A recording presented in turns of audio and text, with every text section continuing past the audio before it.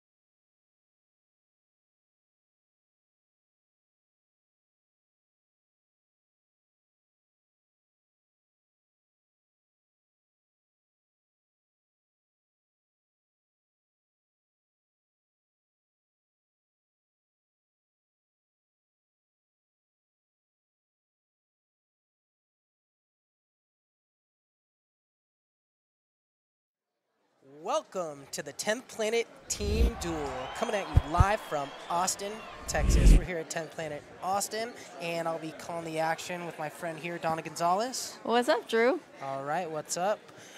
Pretty excited. We're here for an action-packed evening. This is our 10th Planet Team Duel. We've got 4 teams.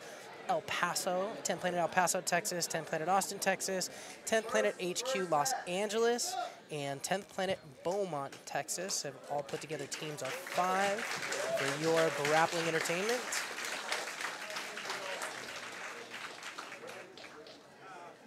And it looks like we're ready to kick off the action first with Abu Kekanov versus Tony Malgiero. This should be an exciting match. Abu is a wrestler from Kazakhstan, I believe.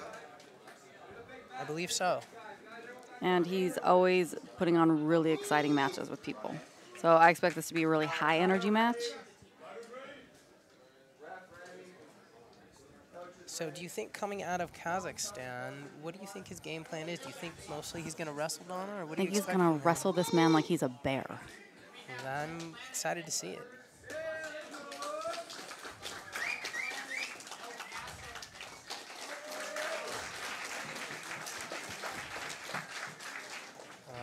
have Gabe Tuttle as our first referee here tonight. 10th Planet Austin, black belt. And here we go. Tony pulls guard. Oh.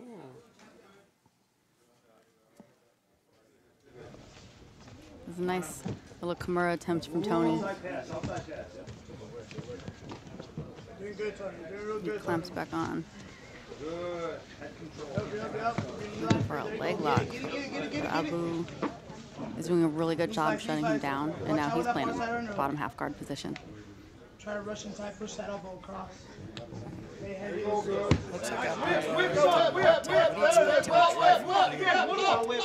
I think he is going to look to set up a sweep.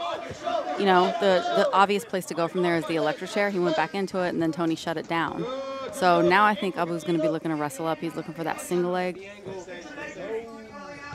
And like I said, we know Abu wants to wrestle. So I think he's looking to put himself in a position where he can use that top heavy pressure. I know that Abu in the past has done really well at these 80cc style tournaments over there in Eastern Europe.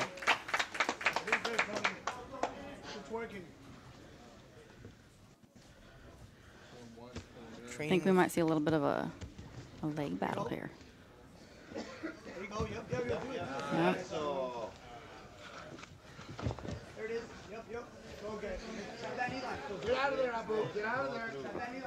Eddie's really making sure he keeps his knee clear.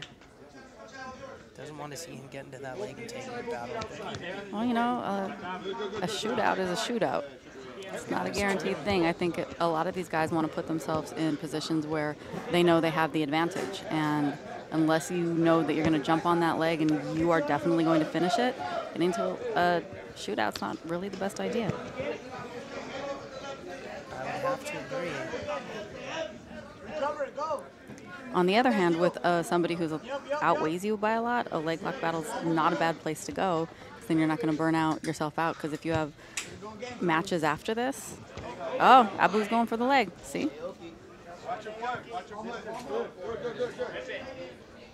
Interesting strategy. Why do you think Abu changed it up from top pressure passing, now falling back on the leg? I think it is a good strategy with guys who are a lot bigger than you. You know, you're wasting a lot of energy and gas on trying to fight somebody who outsizes you. And the leg battle, where it is a shootout, so as long as you're not in 50-50, that's where you have the best shot of controlling and submitting a bigger opponent who might be able to muscle out of your other submission attempts. You know what I mean? Jumping on somebody who's twice your size on their back isn't always going to be the easiest route to take.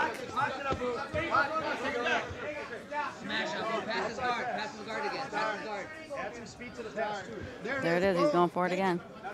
Watch your leg, watch your leg. Watch your leg. Watch your feet. Notice how Tony's doing a really good job stepping on the inside of Abu's legs. That's how he's shutting that down. You have to isolate a leg. Yeah, he looks like he's doing a really good job creating those wedges, those frames. Oh, that nice underpass. I love me a good underpass. I'm expecting Abu to get really heavy right here and just kind of cook him a little bit. Maybe looking for a choke. Yep. Probably a good strategy, keeping the pressure on here. North-south is how you are also going to hold down an opponent a lot bigger than you.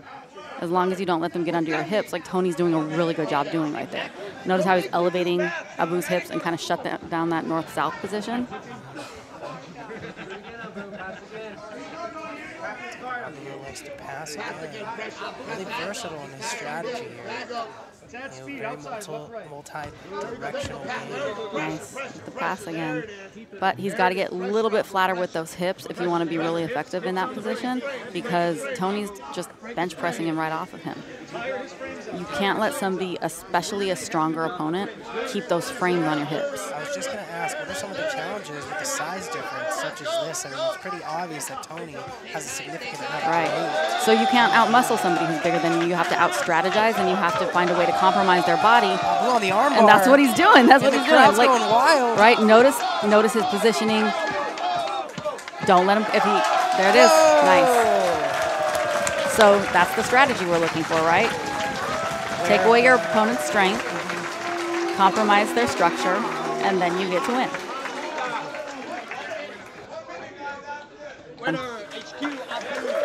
Abu moves on.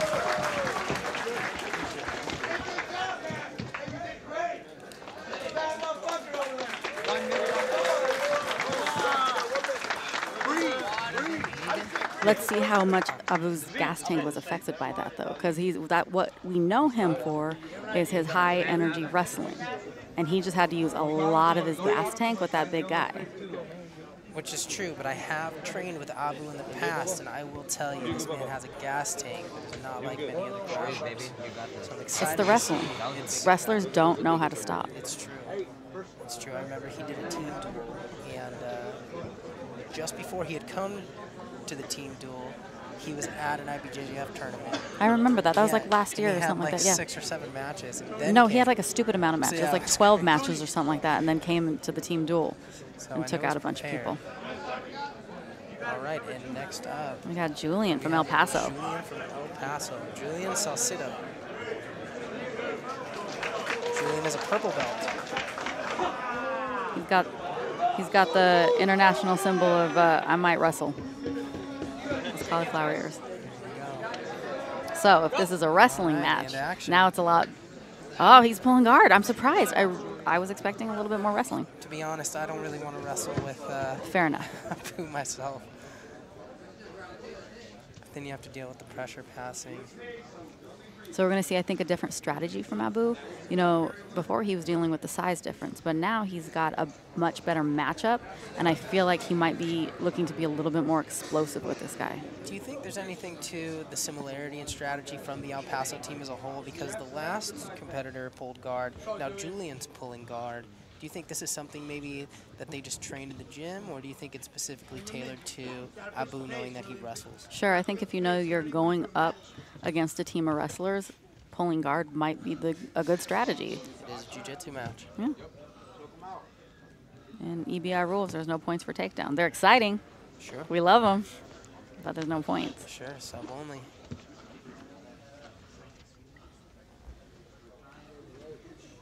Oh, I like that wrist control that Abu has on the bottom. That's interesting. What do you think he's looking to set up off of that? I think he might be looking to shut down his frames. You know, a basic strategy in any jiu-jitsu is I want to take away as many of my opponent's tools as I can. So if I can take away your frames and also shut down that bottom leg, now you're only working with 2 frames. Oh. It's like an armbar attempt. Right back to the leg. Now we're going to get into a shootout. Let's see what happens with 2 guys that are, you know, equally matched in size. Now we're in a 50-50 position. This is the shootout I was saying that you don't want to get into. You better be sure you're going to be able to finish faster than the guy who's the same size as you and who's bringing the same firepower. There it is.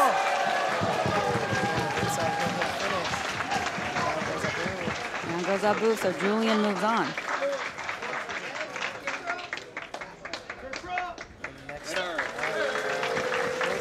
Next up on the HQ team is Chris Crawford, a leg locker in his own right. Chris definitely brings the fire when it comes to leg lock, so if I were expecting anybody on Team HQ to pull guard, it's going to be Chris Crawford.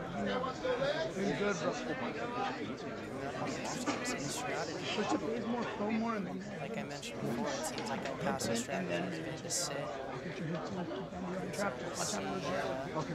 Well, yeah, that's any strategy against an enemy is like, what is their strongest power? Let's see how we shut that down. If you have 4 wrestlers in front of you and you go sit down, now you're forcing them to play your game as opposed to seeing how well you do against their game. So even if you're wrestling, and I don't know much about El Paso's wrestling, but that's my guess. It's a fair point, especially understanding how strong Abu is as a wrestler. Sure.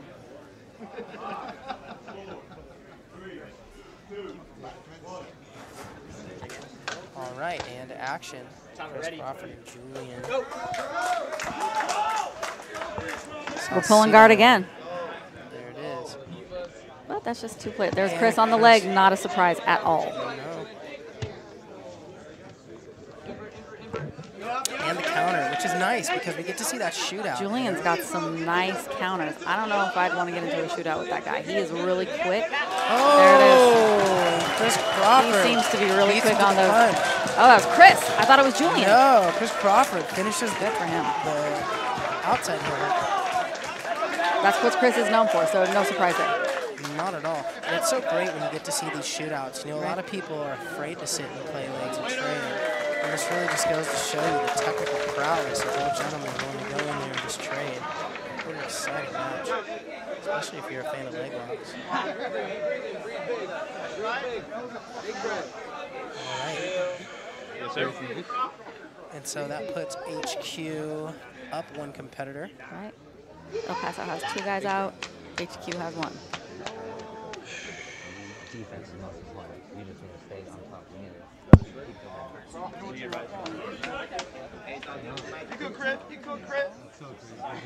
Gio Martinez in the house. Rumor has it he's going to be on the mic in a little bit. What? Just play your game, dog. Might jump into Just a like little you win after you color trust in yourself commentary. right there. Trust yourself. Just trust your shit. That's it. That's all you 10th can do. Planet legend, Trust your shit. legend in the game. 10th Planet Oh, don't Oceanside, put that shout out. Speaking of 10th Planet OGs, I spied Becky Dominguez in the What? house. If you guys ever listen to Matt Therapy podcast with me and Becky, she's in the That's house. old school. I remember back in the day I was a guest on You were. their podcast. A couple times, We used to do several those times. Fun open mats. Yep, at the beach. That was awesome. Here we go. All right, action. We got Alexis Ortiz here against Chris Crawford. And Chris is the one that pulls guard this time. Not That's back. when Chris goes back in on the leg. Nice. He's on an arm now. Looks like he's trying to move for the back. I'm feeling this is going to be a high energy match. Chris doesn't know how to, he has no chill.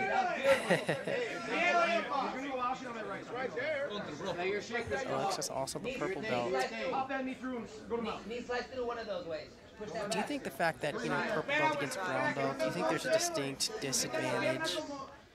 Seeing as he's not belted? I think there's, like, you would think there would be. But in this day and age, in the no-gi game, you don't know what tool set somebody's coming in with. So we might have somebody who might be lower ranked in jiu-jitsu, but then has, I don't know, 10 years of wrestling or some sambo or something that kind of negates that ranking. So it's kind of hard to say. Yeah, I mean, you know, look at Nicky Rod, right? Yeah. Adult Slayer. You know, plus the way people are Adult learning. Slayer. Yes, Adult Slayer.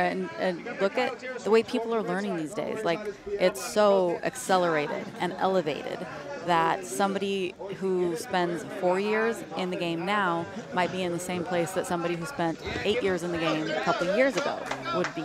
So just like everything else, it's evolution. Now, Chris was sitting. He elected to stand up and start wrestling. I wonder, what do you think his strategy there might be? Why would he move from the guard to a standing position? Maybe he wants to show off his wrestling. Oh, he's back on the ground, and he's back up. You know, Eddie was talking earlier about having to switch the angle and switch the position in order to gain the entry. Of course.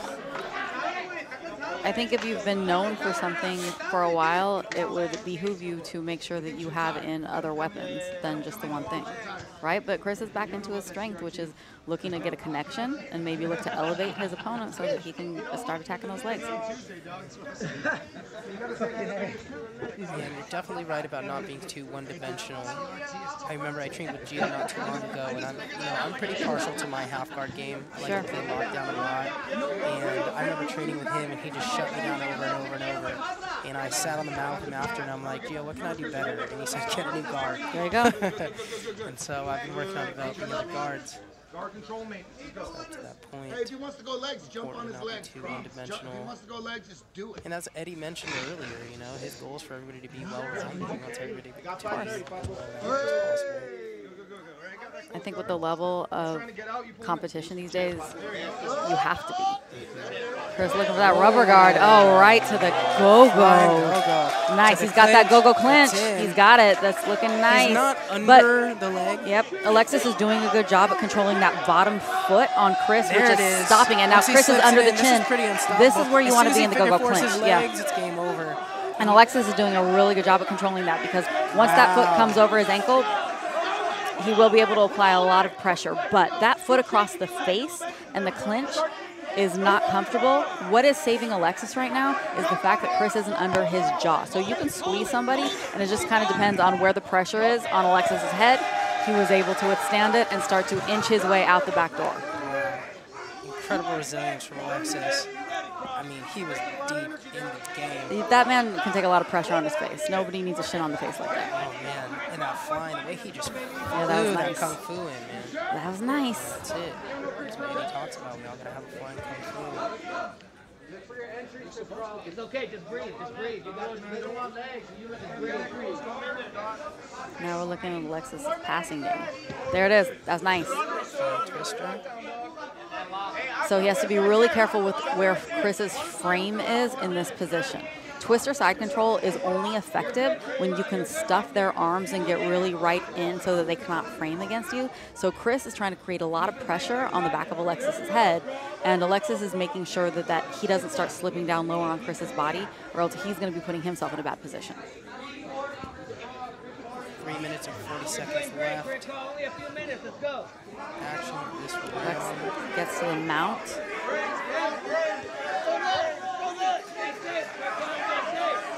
Looking for that gift wrap. The gift wrap is so versatile. There's so much you can do with it. You can take their back. You can start attacking the arms. You can just shut down the arms altogether for a better position. Yeah. Looking for an arm bar. Not an ideal position for Chris Crawford. No.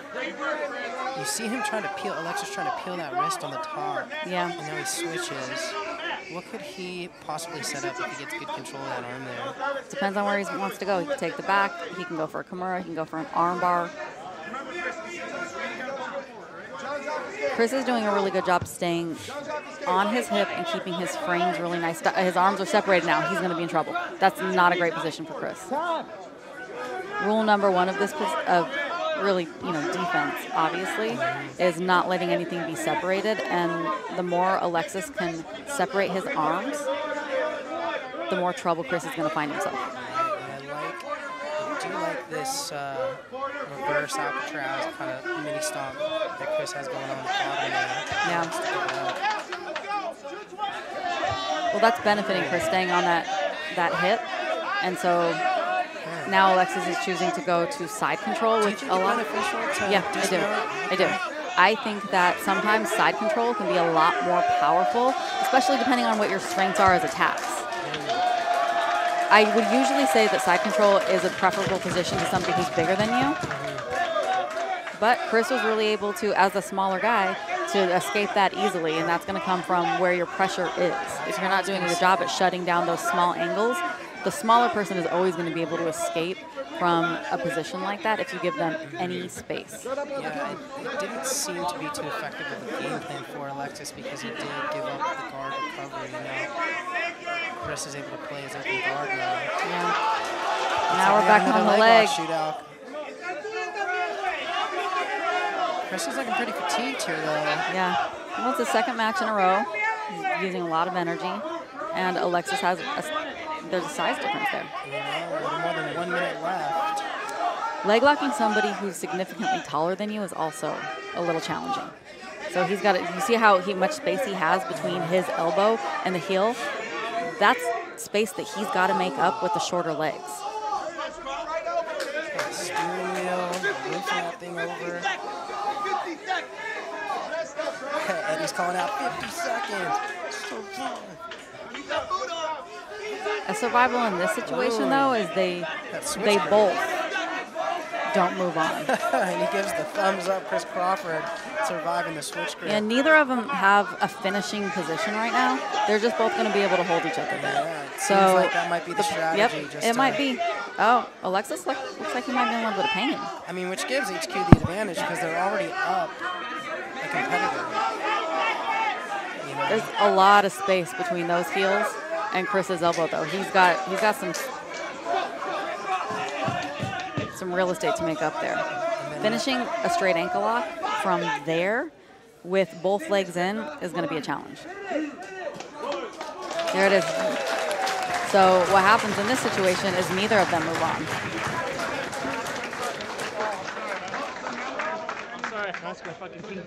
I couldn't get you, bro. So, hey, come on back, guys. Yes, sir. Hey, come on back, guys. Good match.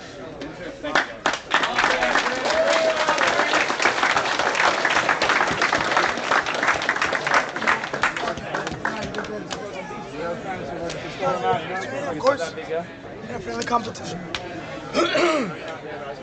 Maybe I went last time. But I said I really needed that first win. It's been on a couple of weeks lately, so I really needed that. That was beautiful. From last time to this time? Yeah, that made me feel really good. Yeah, that was beautiful, dude. I got real depressed after my last CJJ Worlds performance. Gassed out, and I tapped out, and I was fucking in my own head. So yeah, I really needed that win. I feel fucking good. It's tough to prove it in competition, especially being a 135 against these big dudes. But I appreciate the opportunity. 10 Planet for life, baby.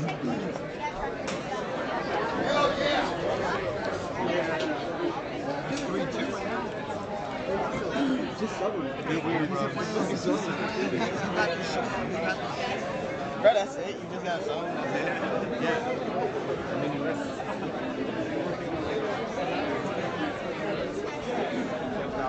Yeah, try to put him back in. Sometimes it's pretty easy. The only thing you're really going to have to do, probably more proactively, is the fifth players understand try. They'll get somewhere around one or something else.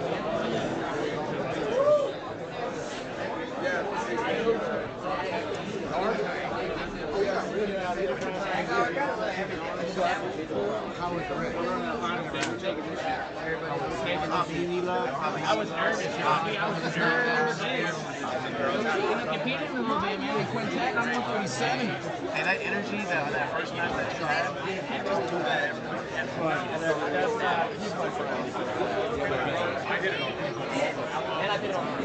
Hey, listen, it's good enough for me. It's good enough for You guys know you're up next, bro. You're fighting Fedor.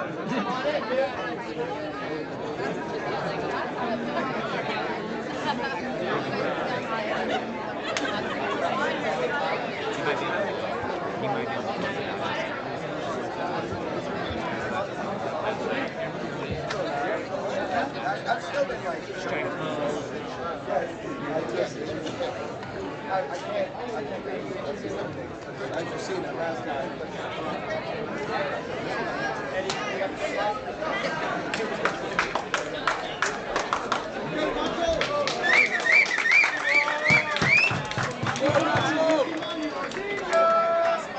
Timer ready. Camera ready. Go! Play your game, Nacho. We're back. All right, and we're back. We have Fedor Nicolau versus Elias Gutierrez. Right back to that guard pull from El Paso. And Fedor with the pass. Oh, with the buggy choke attempt.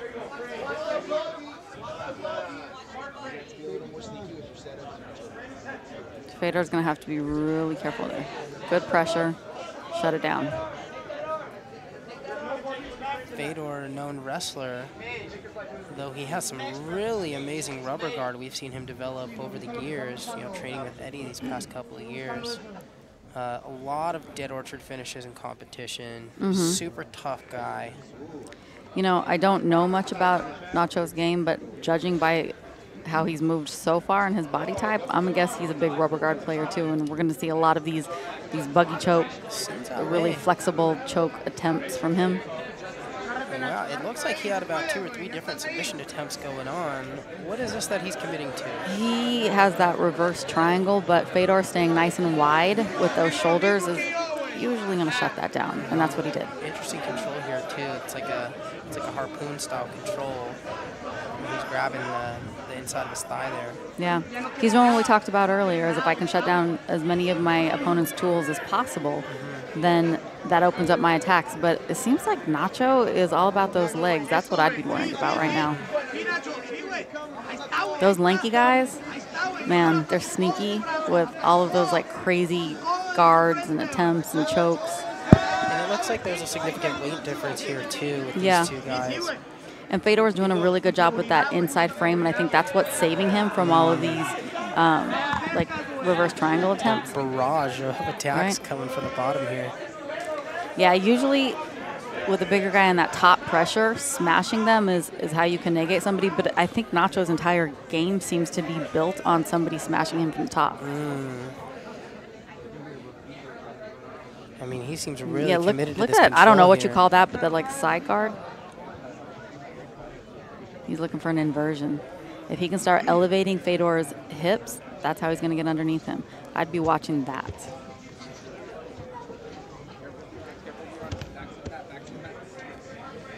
Again, interesting for me to see Fedor play in the top position because he's so nasty from his guard.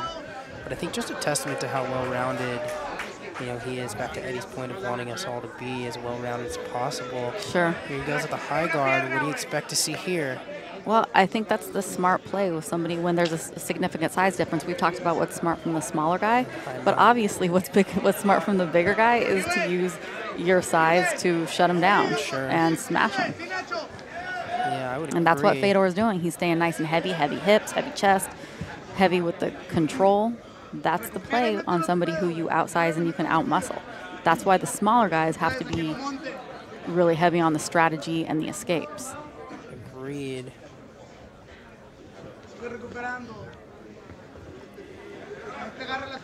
There's that gift drop we talked about earlier, but that's really interesting how Nacho's got his knee in there to create the space. Let's see what he does with it. So now we're on this back control. So, yep, not a great position. Switches. Nice to this. Great transition. Yeah, that was a great transition in the spider web. But Nacho's not having it. There it is. There it is. He got it. Finish. Amazing Fedor Nikolov with the armbar finish in regulation. 4 minutes in. And so that now takes I'm excited to see Nacho out of the game, leaving El Paso with only one competitor left, and that would be PJ. You don't need shit. You're good, man. Just focus, you're good. Good focus, good focus. That's okay, he good. Okay. Super good. Good for your breast, you're good. How you feeling, Dylan? Ready to kill? Focus, good focus. 30 seconds. These guys all got tricky shit, so you just focus. That's like with some planet, man. Everyone's gonna have some tricky shit. Just gotta be ready. Easy money, baby. That was beautiful. That was beautiful. That was nice. Just watch the crazy shit. This guy's a wrestler. Watch your legs. He's a wrestler?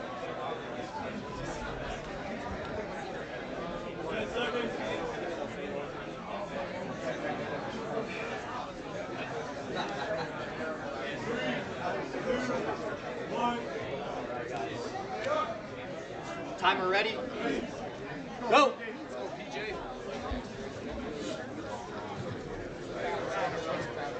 Get him in that guard.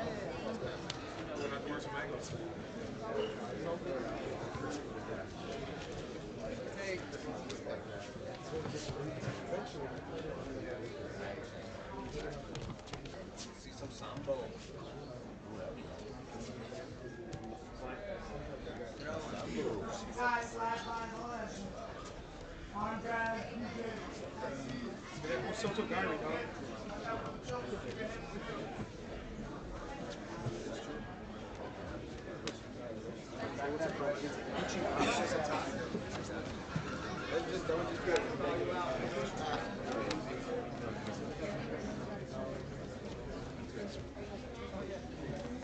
We win, that's good.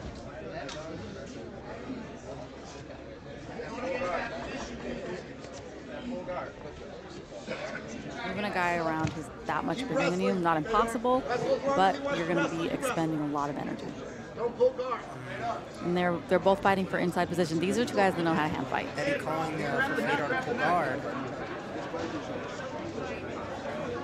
Eddie Bravo's been known to do that a time or two. Now, will they do a get down rule? There will be a get down rule at 30 seconds. Coming up on that get down. And let's see if the ref calls it. I'm not hearing a get down. All right, so maybe we're not doing get downs in the team duel. Well, interesting though, and it's not going to happen in It's not going to happen in this set of matches. But if both teams completely eliminate each other and get stalemates to all 5 competitors, it does come down to EBI overtime. And what's really interesting about the team duel overtime is the teams get to pick the other team's players for overtime. Which makes for interesting drama. Oh, there's a guard pull. So now Fedor's going to try and start breaking PJ down and not letting him have that good posture. And we all know if you can start to compromise your opponent's spine and control their posture, that's when you're setting yourself up for some good rubber guard and some good sweeps from that position. Let's see if the D1 wrestler can defend the guard of Fedor. PJ staying nice and tight, which is not allowing Fedor to get to the rubber guard position he wants. And notice how PJ's keeping his head kind of high on Fedor's chest. Fedor's taller than him, so he's able to pull it, but it's not the most powerful way to set up your rubber guard. You'd like your opponent a little bit lower, closer to your belly button, and a little bit more on your other hip. Fedor's on his inside his rubber guard leg hip. You're a little bit more powerful when you're on the bottom hip. But Fedor doesn't seem to be bothered by that. No, it doesn't seem that way. Oh, there's the dead orchard attempt. He did lose the other arm. He did. It's almost out, and it's going to turn into a regular triangle. And this is where, you know, PJ's inexperience is not going to serve him, because that's pulling out of a triangle that way isn't usually the best way to go. You want to go into it. You want to make sure that your arms are both inside the guard. So I feel like he might be putting himself a little bit deeper into this triangle here without really meaning to. Because Fedor looks like he's just chilling. Yeah, that arm's almost out. He's doing a good job framing, but Fedor's like working that inch by inch to get that triangle in, and you see how he's pumping that front leg? Yeah, he's got it. Oh, nice, but he's still in an omoplata. That's not a great place to be. PJ looking around like, what's next? Like, I'm out, but he's trying to roll. Nice. Fedor still got that arm, though. That's the game. He's Fedor on top still got still. it. Nope, right back into it. Right That was back a into it. nice re-attack from Fedor. Roll right back into the triangle. Nice. Now he's got, so PJ, you see how he's keeping that frame right up against Fedor's knee? That's the only thing that's saving him right now, is that frame right up against his thigh. Keeping that space. Yeah. But he might get armbarred, so this could be a problem. Nice. 2 arms in, 2 arms out, baby. That's how you defend a triangle. And the wrestler, it makes sense that he has such a strong posture against a larger opponent. Impressive survival skills from PJ. You know what? Seriously, the defense coming from this kid, but you have to know that if he's a D1 wrestler, he's been grinding for a long time. This is a kid who understands you cannot stop until, we have a Kimura attempt. Yeah. That's one thing I've always noticed with wrestlers, that anybody who's trained with a wrestler is they just have no chill. Yeah, I mean, their training regimen alone, they're such grinders. Great frame defense. Oh, now Fedor's going for a sweep.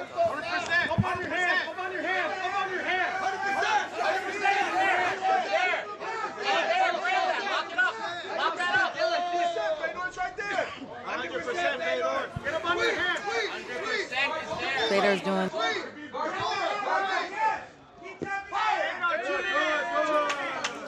Right back to the rubber guard from Fedor. Fedor's he's setting up a go-go. We're looking for another go-go over here. Got the invisible collar. Super old school rubber guard. So notice how he's digging underneath that chin. He really wants to get his shin underneath PJ's chin.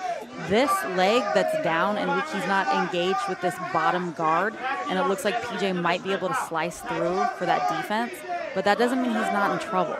Fedor still got his arm, he's still got that shin in front of his face, but, that's a problem now. He's got the go-go clinch. Now, if he was in a position called chill dog, and not that he had his leg, do you think it would have been in his best interest to chill and chill dog? Yeah, and look for the invisible collar, which would have been, that was chill dog, but I got it wrong. But to get to invisible collar, if he engaged his other leg up into a high guard, like crossed his ankles, he would have been able to control him a little bit more. But Fedor's super dexterous with his legs and is doing a really good job with continuing to pressure on PJ's face while keeping his arm trapped, which is allowing him to get to this weird modified go-go clinch position. Looks like he's almost working on 2 feet. Yeah. Some kind of... He's looking to transition to the back with a... Yep. So if he can keep control of PJ's far side and not let him roll, yep, he's got the omoplata right there. But PJ's looking to roll. That's a wrestler, dude. But he might get choked right here. So Kevin Berbrick has a very... No, not the same thing. The Dagoplata, I think is what he calls it. But this is just an inverted omoplata. Yeah. Man, PJ with the defense. Look at that. You know, notice how he reached for the inside of his thigh to start alleviate the pressure from PJ's top arm, and he survives it. Good for him. Nice.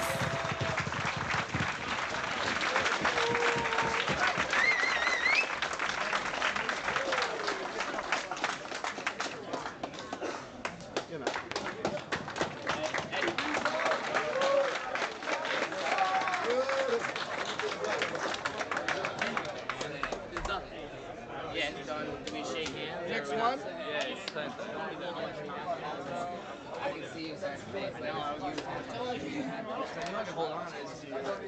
Mentally know how much time I got left. You got some blood, go wipe your face.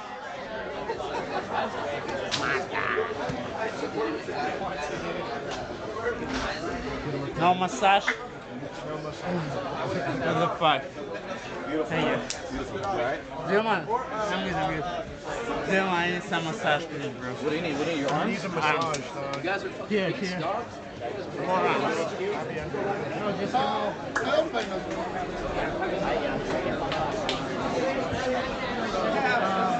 want me to raise your guys' hands, HQ for that first one, or just let it run through? Yeah, let it run. I don't know where.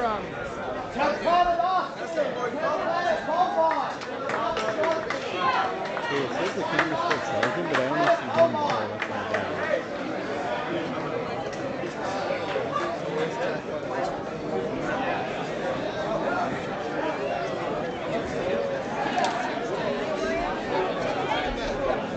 That's not bad. Take it easy. I'm not gonna roll them off.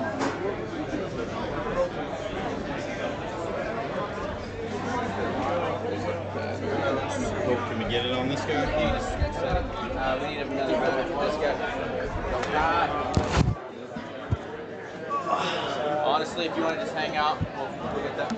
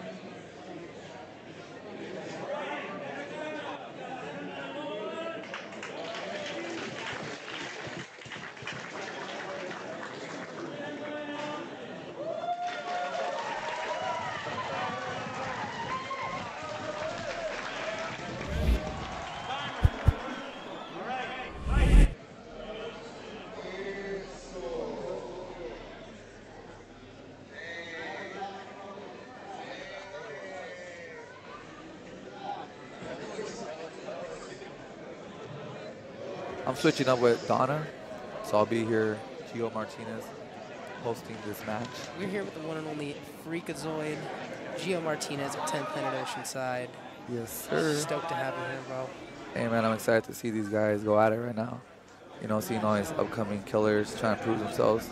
I think it's like a good place to make a name, you know, in the 10th Planet scene. Like, if you want us to start noticing who you are and paying attention to you, you gotta do stuff like that. Straight to the back, straight right and there. Lewis, I was told by his coach earlier that he is a back assassin.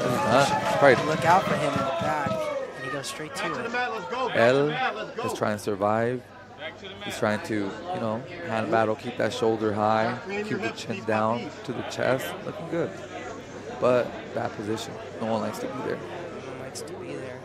Look for little pieces. You got it. So it seems like he's only got the bottom hip control. Do you think he's going to opt to a truck, or he's going to stay on the back? He's doing like the buck right now. We call it the buck, and I feel like the buck he could finish, but yeah, he wanted that second hook. It's cross the chin. You know, a lot of people will finish there, the jawbreaker. Yeah, and he's not on the neck. Does that matter? Nah, you can still finish there. You can break the jaw, he'll have to tap, or, you know, there you go. Belly down, John Jock style. Yeah, that was very well executed, nice and quick. All right, Lewis McLendon with the win. Getting 10P Austin off to a good start. And Michael Hillebrand, the referee, making it official. Winner. Michael Hillebrand, look at that, doing his job. Shout out to Planet Oakland. That was a pretty quick match. Do you think he's going to be a little tired? I mean, he didn't spend too much time. Okay, give me some water. I feel when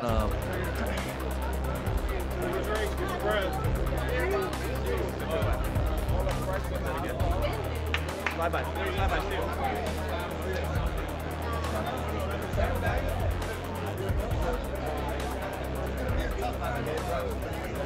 30 seconds.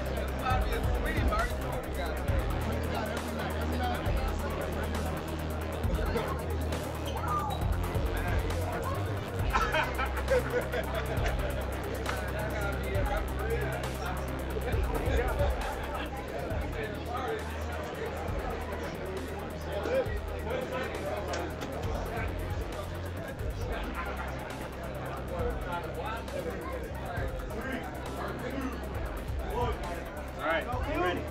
You ready? Fight! Right to work, Lewis. Hey, right to work, man.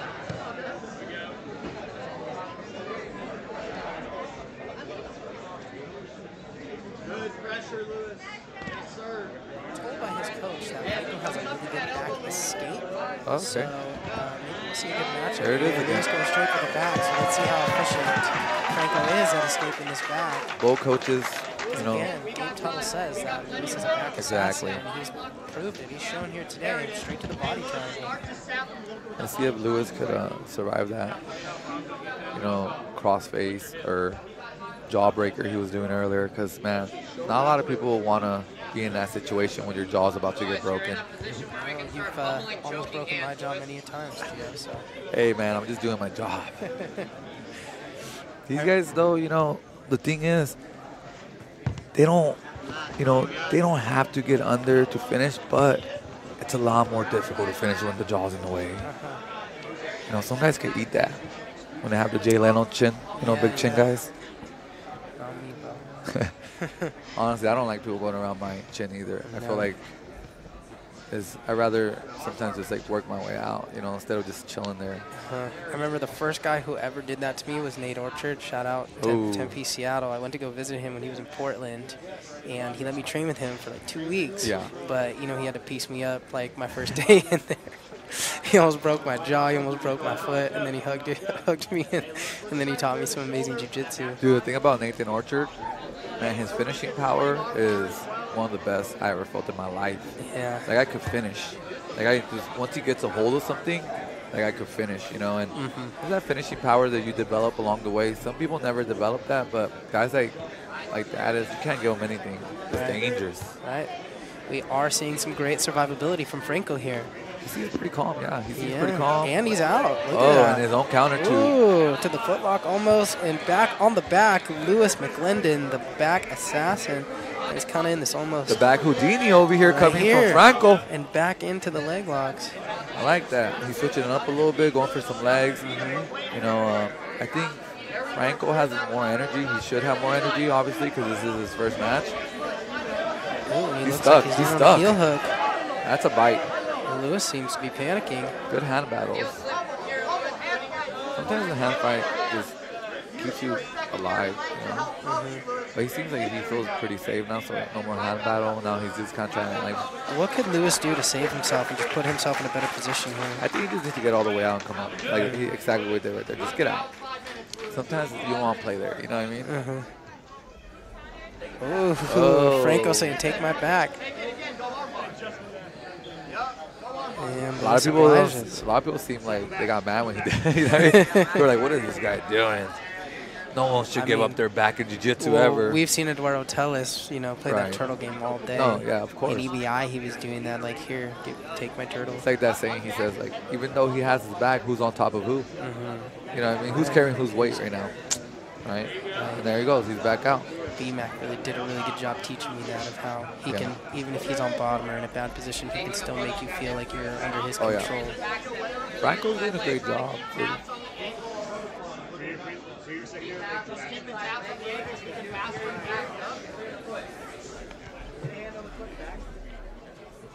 I want to see him be more aggressive with those leg locks, though.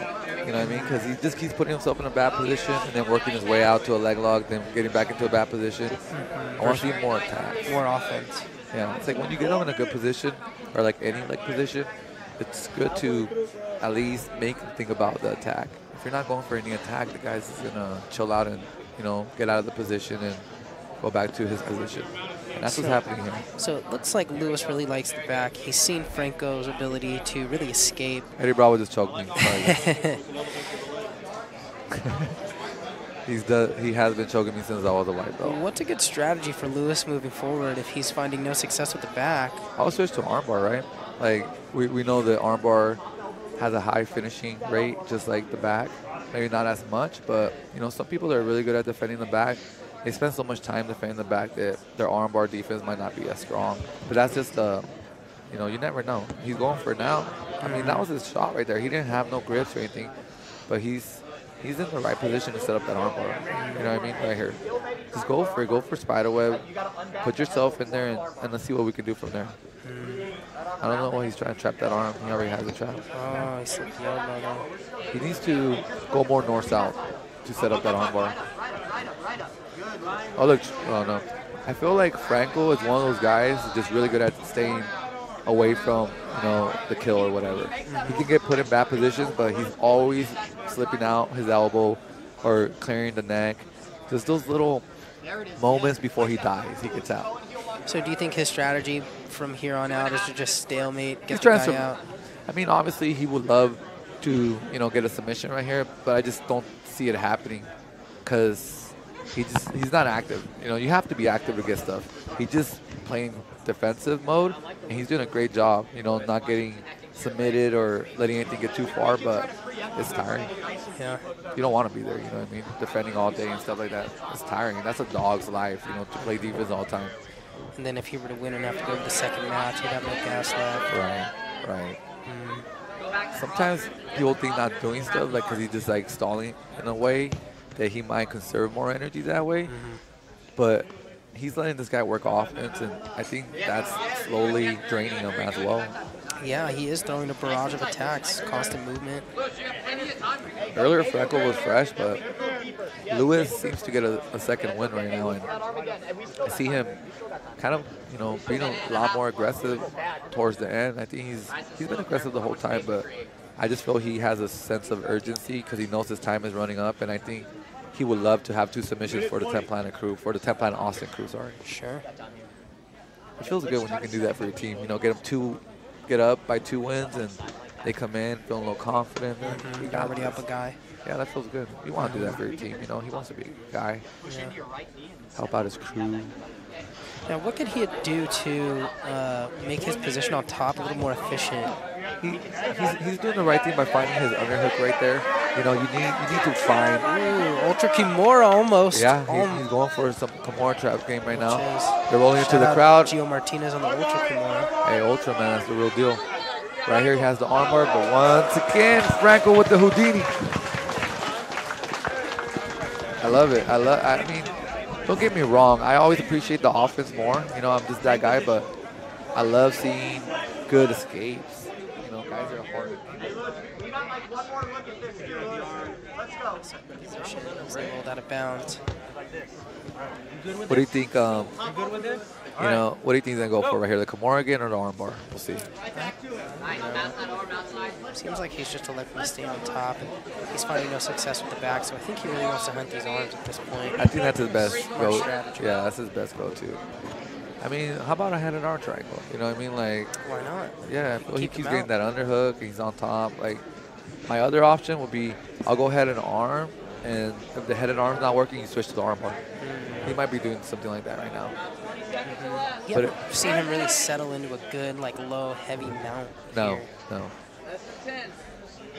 The guys. I love that wrist pin. I play with that a lot. Oh, on the armbar. Oh, armbar attempt at the last moment. And that will stalemate these two gentlemen, leaving Austin, Texas up one competitor. And next we have coming in for the Austin team will be Dylan versus Dominic. Good job. Lewis put in work.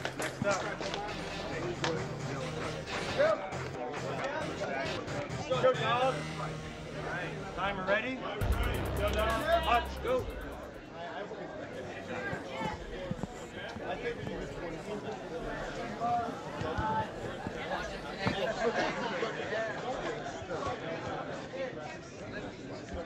I'm on it.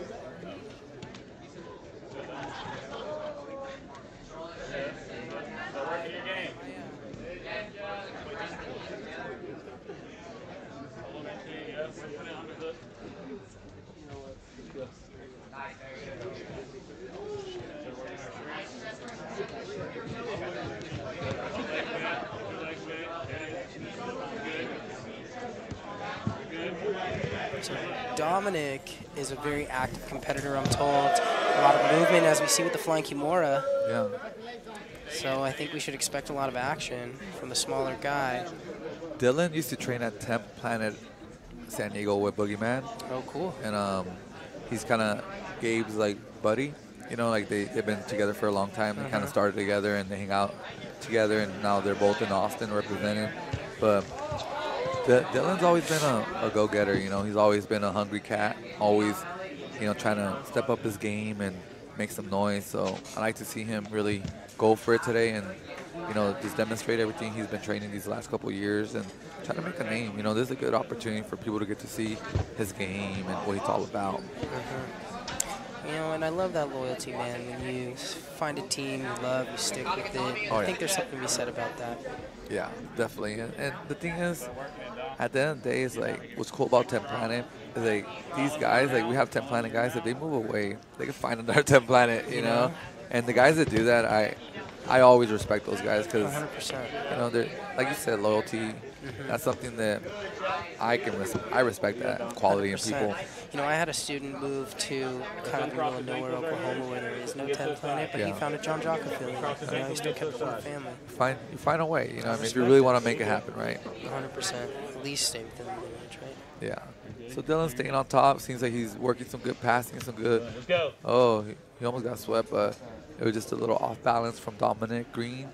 Dominic Green seems to be, you know, playing a chill game, nothing too aggressive. I can't really tell if he's a guard player or a top guy, you know what I mean? He got his guard passed already a few times, but he does have good guard retention. He has been recovering his guard and not giving up any major, like, controller position. You know, he just gets put in side control, but he keeps recovering. Right now, it seems like he's thinking about doing the same thing.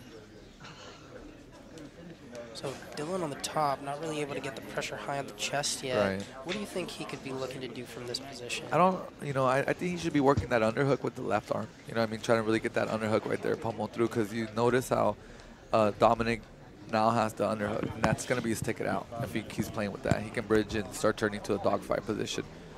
I want Dylan to work his way to the mount with the underhook. There it is, just like you called it. He almost did, yeah. Comes up on the underhook. Yeah, yeah. They're fighting for the underhook right there. Ooh, on the arm, Dylan. That's like the third attack for the armbar. Got some action. Let's see. He can switch it up to a Kimura right here, possibly back take. Yeah, it's never good when you have the arm isolated like that. So the Kimura trap game, right? Use the Kimura as an anchor to anchor onto your opponent and whatever he gives you, you take. Interesting how he is not putting his hands together to defend that arm. Right. He's kind of just holding himself, though. You know, you can still grab the inside of your leg or like the inside of your hip or whatever to kind of like hold on to something. But you're right. If he was really in danger, he better grab his hand because they're going to take that arm behind his back. Do you think that's an indication that maybe he's really confident in his escapes there? He doesn't feel in danger yet. Yeah, for sure. Maybe he's like his other partner, Franco, really good defense. Yeah. But here we are, Dylan on the back. Dylan's been all non-stop offense this whole match, and Dominic's been on defense once again. Arm trap. So far, yeah, the Austin team's been a little bit more offensive. And Dominic and his crew, the Beaumont team, they've been really good at defense, like really hard to submit and control. I give them props for that because, like I said, foundation, like the strongest foundation is a strong defensive game. But, these kind of matches, submission only, it's good to be hard to submit, but you got to have at least 2 or 3 attacks. It's some firepower from something to throw in. You don't want to just be playing defense the whole time. How are you going to submit somebody, right? So this is interesting. He's got his arm around his head. He's got that bottom wrist control. Well, he just switched up his position. But what do you think? What do you think he could be working on from this position, controlling that arm there? I think he has good mount position now. He needs to find his grips. He has no grips with his hands. He doesn't know where to put his hands right now. He's kind of like finding like what should I grab. But the thing is, you got to create it. You got to make it happen. You got to move position, or you got to just milk it. See, if you just keep staying on the mount, you're going to get, he's going to escape. He's been doing that the whole time. You gotta be aggressive with your positioning. You got the mount, you can't get, then go to side control, go to north-south, make the guy move. You know what I mean? Give him a reason to want to move. If you're just like pinning him down, then he's going to do basic stuff, hip escapes and stuff like that. I always set traps up. You let people think they're free, and you make them move, you make them react. He needs to do that kind of stuff. Especially when you're more aggressive, possibly. I feel like Dylan probably is, more technical at this moment from what I've seen. Yeah, pass. Right, he's been passing, but he hasn't got any submission going. Right. You saw the armbar and the Kimura set up a little bit, but Dominic was he wasn't really panicking, stayed calm, and kept his elbows tight. We need to find, let me see some neck attacks. Let me see some neck attacks. Oh, he's going for the armbar again. He got it. He got it. Wow. Dylan with the arm. Or no, sorry, Jeff with the arm bar. Sorry.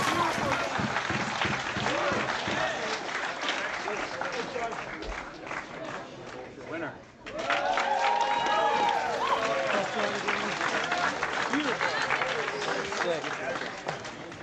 I got tired. I was like 4 in the morning.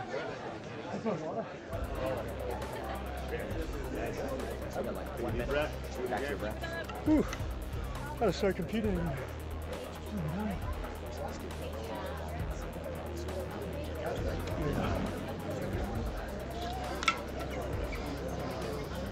Hey, you can try some legs too, Jeff. You can. That's okay. Should have baby birded it. Yo, a little rope and dope. Little rope and dope to start. You know what I'm saying? Just gotta get it back. Yeah.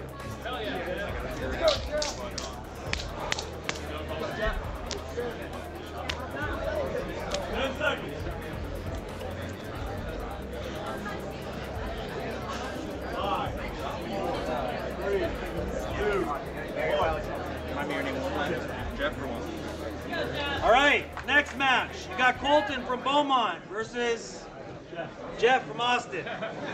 Ready? Ready? We had a little hiccup right there with the names. We were accidentally calling Dylan Jeff, even though we knew Jeff was Jeff. It just happens. We're just reading whatever's in front of our face. But yeah, this is Jeff. Jeff is a beast. He's been putting in work, and he just demonstrated what a beautiful armbar last round. Colton here is a blue belt coming into this thing, but he's a high-level wrestler. But he also plays rubber guards, so it'll be really interesting to see which game he opts for here.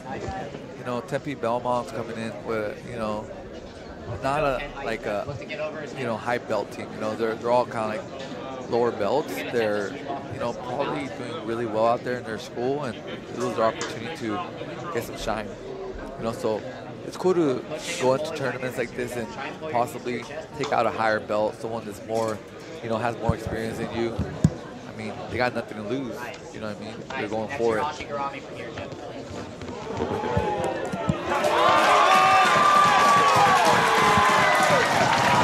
We just missed it, but Jeff just got it again. Wow. Let's watch Jeff, dude. He's been killing it. Submitting. That's 2 submissions right there. But once again, when skill level is not matched equally, Where's Dylan? that's gonna happen. That's not it. Dylan, you gotta catch up. It's not on no more, right? No. They're 2 behind.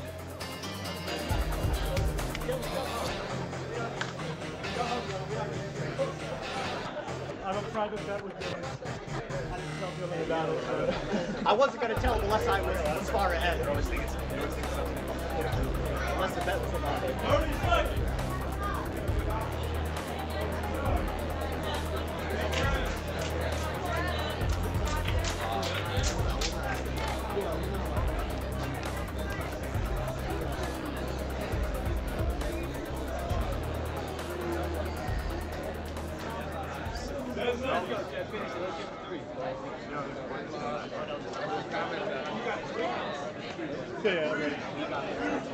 All right, we have Jeff Crofton coming in. He's already taken 2 opponents out. Now fighting Cody Welty. Cody's a purple belt. Known more for his leg attacks. So what do you got?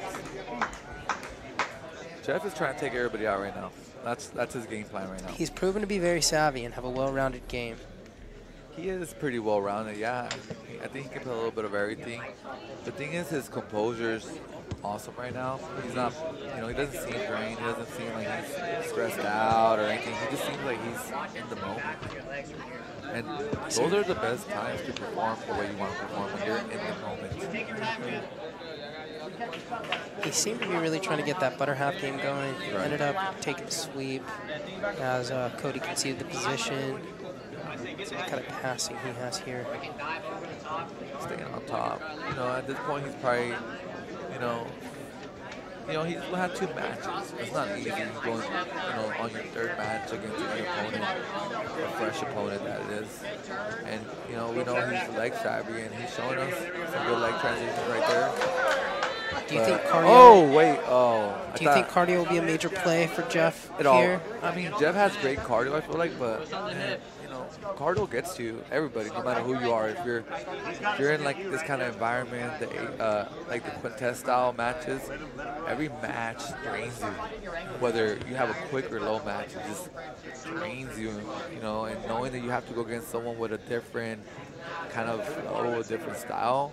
That also drains you a little bit, switching up your style against different grapplers, And you're no stranger to the quintet rules as you've done it at the highest level. Oh yeah, one of my favorite rule set for sure. I love competing with my team. I love the teamwork we have together, the energy behind it, and some of the best. Right now, Jeff is on the back, and it seems like he's trying to really finish right now. He's trying to get the 3 submissions, which would probably be the most submissions of the night so far. What's the best strategy for Jeff moving forward, seeing as he's already in his 3rd match, his gas tank is running out? Right. What do you think he wants to accomplish?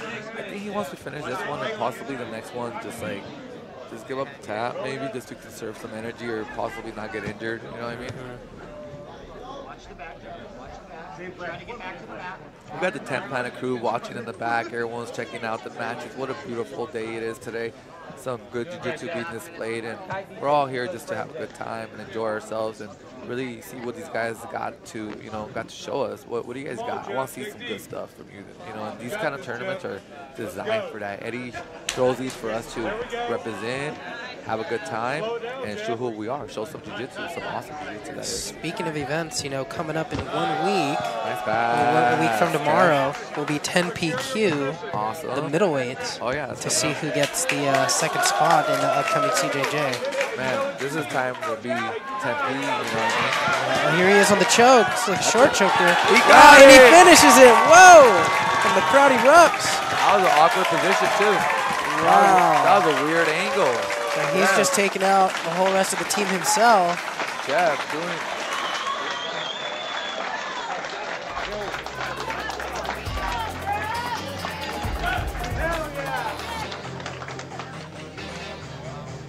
Winner from 10th Planet Austin, Jeff.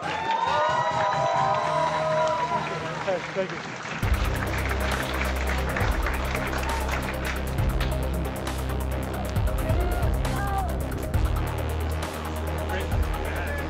Can y'all hear me? Texas Jiu-Jitsu is pretty cool. Come visit.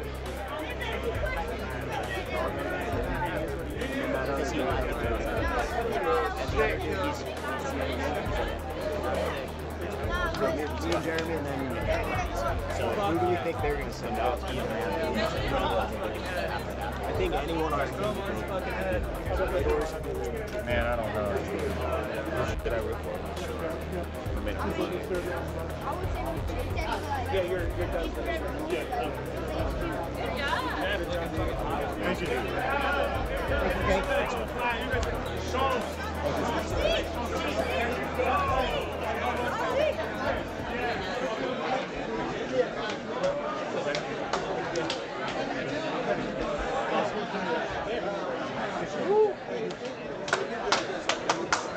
All you guys are bad motherfuckers. You're hard. Bad motherfuckers. All you got. All you got. All you got. So, how you doing? Yeah. That's cheating because he tried to step it up. You guys ready?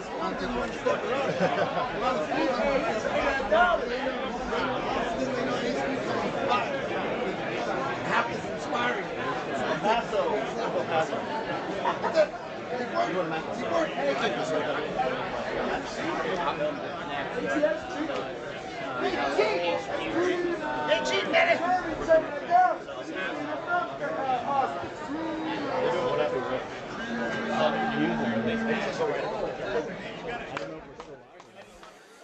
All right, and we are here at the 10th Planet Team Duel. I'm here with Gio Martinez, otherwise known as Freakazoid, and we've seen such an exciting event thus far. We saw HQ have a victory over the El Paso team. We've seen Austin, Texas have a victory over the Beaumont team. Incredible competitors to note. We just saw Jeff Crofton take out 3 competitors on the other side. And earlier in the HQ versus El Paso, we saw Fedor take out 3 competitors on the other side. So we're in for a good finals matchup. What do you think, Gio? Yeah, man, the finals that's where it's at right now. You know, these two teams everyone predicted them to be in the finals. And, you know, I want to see who's going to step it up, honestly. You know, this is a good opportunity always when you're in front of, you know, this kind of crowd and, you know, you're being streamed. Everyone's watching you. Eddie Bravo's right in front of you. It's your time to shine. It's your time to perform. And this is what these kind of tournaments are all about. You know what I mean? Just represent yourself, represent your team. We want to see you go for it. There's not, like, pressure to a point that you're like, everything needs to be perfect. Like, just go in there and let your jiu-jitsu talk. You know what I mean? That's what I want to see personally. And I think these kind of tournaments, you do the best when you just let go and have fun. They're also going to do, I think, a third place match. There's going to be a third place match going on right now, actually. So we're going to give you guys a bonus match. I hope you guys are ready for it. Cool. So that's going to be HQ versus Austin. That's going to be the finals, you know, so that's going to be after. Right now we're going to let Beaumont and El Paso go at it. Perfect. Let these guys roll. Let these guys go out there and entertain us. Eddie always says this. He's like, we have fun. We do these, you know, these events with all the 10 Planet schools, and we have our top guys that want to go out there and entertain us. You know, he wants them to entertain us. It's almost like, you know, we're going into like Coliseum and just seeing these gladiators go at it just for entertainment. Yeah, and I'm not aware of any affiliation that does these kind of like inter-association tournaments this way. It's really unique, and I think it really helps everybody want to step it up to the next level. Oh yeah, like Eddie's such a pioneer when it comes down to martial arts. He's constantly pioneering new concepts, new ideas, and these in-house tournaments within each other, that's unheard of. You know, not a lot of people are doing that, especially when you guys are really the same affiliations. You know, and we have so many unique schools all over, so I think that's what makes it interesting. Every school has their own style. You know what I mean? 100%. Like, you go to your school, Marietta, you know, you got the diamond guys. So everyone has their own style, training hard and putting in their work. You come here to Austin, they have their own style. You go to, you know, I love seeing that, you know, and that makes us stronger together overall. 100%, I agree. In the upcoming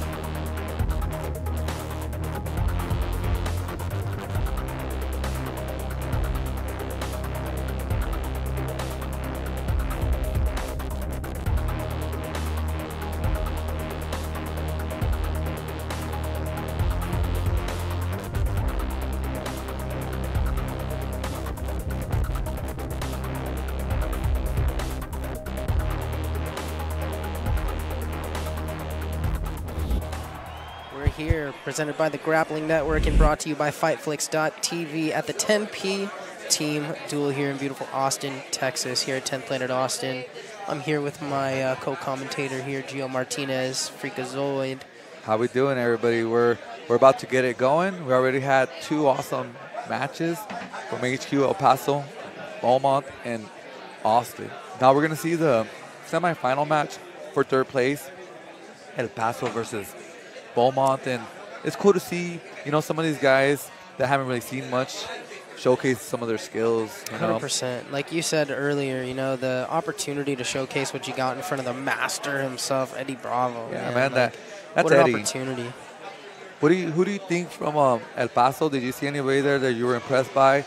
And Beaumont, who are you from these 2 teams going up right now? Is there any of them that you feel kind of showed you a little bit? Yeah, Elias, otherwise known as Nacho from El Paso, had some really promising technique. Yeah. He seemed to like to play from the bottom, almost that buggy. What he was doing was from bottom side control, he was reaching around the back, getting almost that harpoon grip, and it seemed like he had a whole game there. Now he had to do it against Fedor, who is much heavier, has those broad shoulders, and is very aware of that game from the bottom. So it didn't pan out as well, but I think if he was matched up with somebody a similar size, he could have found some really good success with what he was doing, those inverted triangles. That'll be cool to watch. Yeah, I like that style. It'll be really good to see him match up with some of these guys from the Beaumont team. Yeah, that'll be interesting because they're really good at defending. So, just some guys attacking and stuff like that would be awesome to watch against that defense crew from Beaumont.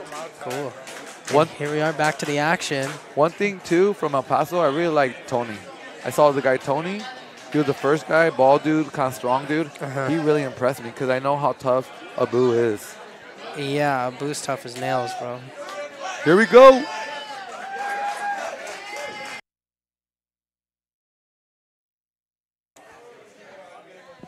All right. It's not the same lineup. We have a different lineup now. They're sending out different guys.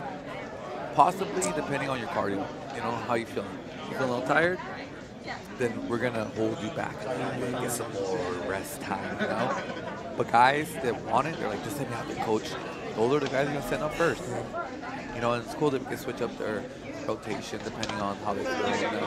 That's part of strategy, too. Right? We just did a team duel at HQ, and the way he had it was if we still had guys left, on the next round we had to start with those 2 guys left, and then we could rearrange the back end of the order any way we wanted. But both of these teams got all taken out. Right, so they have the opportunity to reset to both reset everybody. Yeah. Right now, in the bottom, we're out here playing the lockdown with no underhooks. The guy on top has good awareness of what's going on. Obviously, a 10 Planet guy. He has the underhook trying to make sure that he just keeps that base of balance to smash through. On the bottom, it's not impossible to recover, but it's draining, don't you think, when you don't have the underhook and you're playing lockdown a little bit? 100%. What are some effective ways for him to maybe recover that underhook that he? Honestly, what I tell my guys, if you're don't go for the underhook no more, just go for your butterfly. Switch it up a little bit. Like you lost the underhook. Butterfly? Yeah, butter half or foot stomp, foot stomp. So at this moment, I would just go for my foot stomp, which is, AK, just get your left butterfly in there, and then slowly use that butterfly to get your right knee out, and eventually you get your guard back, and you start playing a butterfly guard. But if you want to keep playing your half guard, you're obsessed with lockdown, and you want to get your electric chair, then you have to do, you have to get your underhook, and there's many different ways, but getting them off balance and going the opposite direction and being able to suck that left elbow in would be perfect. If he swings to the right to get it to the left, just to get him off balance a little bit, and he can get it. And it does look like both teams have elected to put their same starter in their lineup. No, because Tony was first. I thought the bald guy was first. Wait, the bald guy went against Abu, remember? He's like a really strong dude. Pretty sure it was Tony. Maybe. I don't know, because I remember watching this guy right here. His hairline's kind of thin too. No, see this guy right here, the shiny bald dude? That was the first guy. Oh, I see. Remember when he was really buff guy? He ended up having a really good match against Abu. That was the first match. I remember watching him with Eddie, and Eddie was stressing out, and afterwards he gave him props because he did such a good job.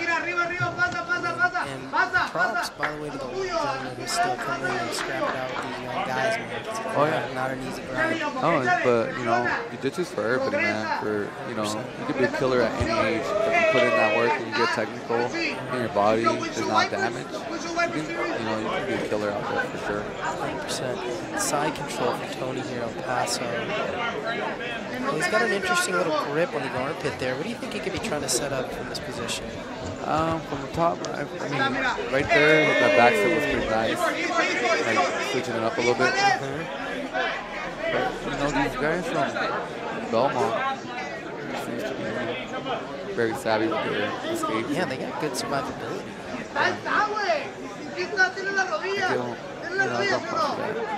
Obviously, I want to see more offense for them. I think that will, get them to the, to the next level. I think. But their defense is on point. That was a nice hip switch from Alexis. You were right. They switched it up on us. Yeah. Alright, we'll figure out what's going on. I don't like to say I'm always right, but I'm always right. Nah. These guys, I just remember seeing the match, and I was, like I said, I was impressed by Tony. I like this control right here, like kind of like a full guard, trapping that underhook with the right arm. I like the, I like trapping arms and stuff in your full guard. I feel like he needs to be, if you're on top, you need to be getting out of the full guard. You can't just chill in the full guard and expect to submit your opponent, right? So you need to get out. Like, I don't like seeing people in full guard. Like, get out, like, stand up, do something, get out. Don't just chill there and pin him down. Time's gonna run out. Now, it looks like he's electing to lean in the closed guard and grab that underhook. I mean, do you think there's some sort of offensive advantage for him? On the guy on top? On the guy on top. He just trying to create some kind of opening, but there's nothing really there that I feel is worth going for. I think he's just trying to kind of create some kind of opening somewhere, and just kind of like grabbing and searching for little openings makes the guy react. I'm surprised he's holding that guard that long, and you don't see him being that aggressive with it. Like you would think he would be playing a little rubber guard, being 10 planet, but maybe that's just not his game. Maybe he just likes to pop those triangles and arm bars, and he's waiting for him to expose himself. But at this point, I want to see some action from the guy on the bottom and the top guy. Like, right, seems like we're kind of at a stalemate here in the closed guard. Okay, I know when you're in there, sometimes you go against someone that's kind of equal to your style, and you naturally stall each other out. You don't want to, but it happens, right? But these kind of tournaments, just go for it, bro. Especially for third place. You're not fighting for first. Just go for it. You don't have to play it safe. Do you think that the fact that we're all trying to perform in front of Master Eddie Bravo is a factor? It is a factor, but it could be a factor in a positive way or a factor in a negative way. Right. If you're using it to kind of like play it safe, then that's a negative way. If you're using Eddie to motivate you to go for the kill, then that's a positive thing. That's good, because that's what we want to see as, as spectators. We want to see submissions. In jiu-jitsu, for jiu-jitsu to grow and stuff like that, we have to see those beautiful submission transitions. That's where it's all at. That's the juicy stuff. When you see someone hit a beautiful transition to a submission, that gets everybody excited. That'll get your mom excited. You know what I mean? Like, your mom doesn't even watch jiu-jitsu, but she saw a beautiful transition into like a sick omoplata finish, and she's gonna get excited. You know what I mean? Right now, these guys it's too much stalemates. Like, they've been there too long and time is short. He's going for like a body TP and stuff like that. And it's not as effective. If you take that back, look at that. Oh! That's what he wanted this whole time. We're talking about that armbar triangle setup. Very basic from full guard, but effective if you time it right. And that's exactly what he did. He timed it right, but now he's short on time. 55 seconds. Can he hit it? He's got it locked in. We'll see. Cut the angle. Pull that head down. The guy has the posture though. Ed is doing a great job posturing up. You mentioned earlier the Beaumont guys have great survivability. Yeah, let's see if he can ride it out for another 35 seconds. This is deep. You got to lock in, full triangle locked in. There's a little space I see between his shoulder. What else could he do to put more pressure into this choke? I will pull his hand. Focus on the hand. Focus on the hand. Sometimes, like, wherever his chin is pointing, pull him down that direction. Oh, he put him to sleep. And he is out. Put him to sleep. Oh, man. He's okay. He's okay. Talk about finishing. He's all right. And Alexis puts Elle to sleep. He It was happens. It's not that crazy. Like, it happens. You know, it's jiu-jitsu. We all know that. It happens all the time. If you don't know about jiu-jitsu, Christ, you're like, oh my God. You all right, bro? Take time, take time. Great. Thank you. Guys, come in.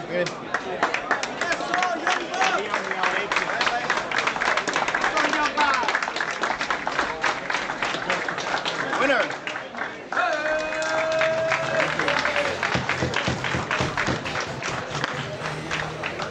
Ahora ellos tienen el apuro de llevarte al piso y pegarlo bien, termina arriba, que no te agarren el derribe, si lo hacen, otra vez ese triángulo. Si tú agarras el derribe, vas a hacer eso, te va a salir bien. Profundo, respiraciones. Respira profundo, recupérate, no tienes tiempo para recuperarte. Alexis, right? Yeah, Alexis.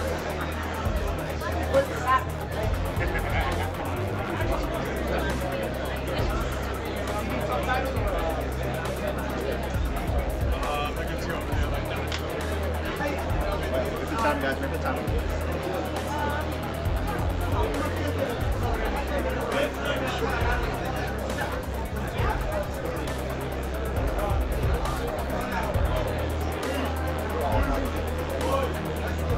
All right. Next up, we got Franco from Beaumont versus Alexis from El Paso. You guys ready? Time ready? Let's go.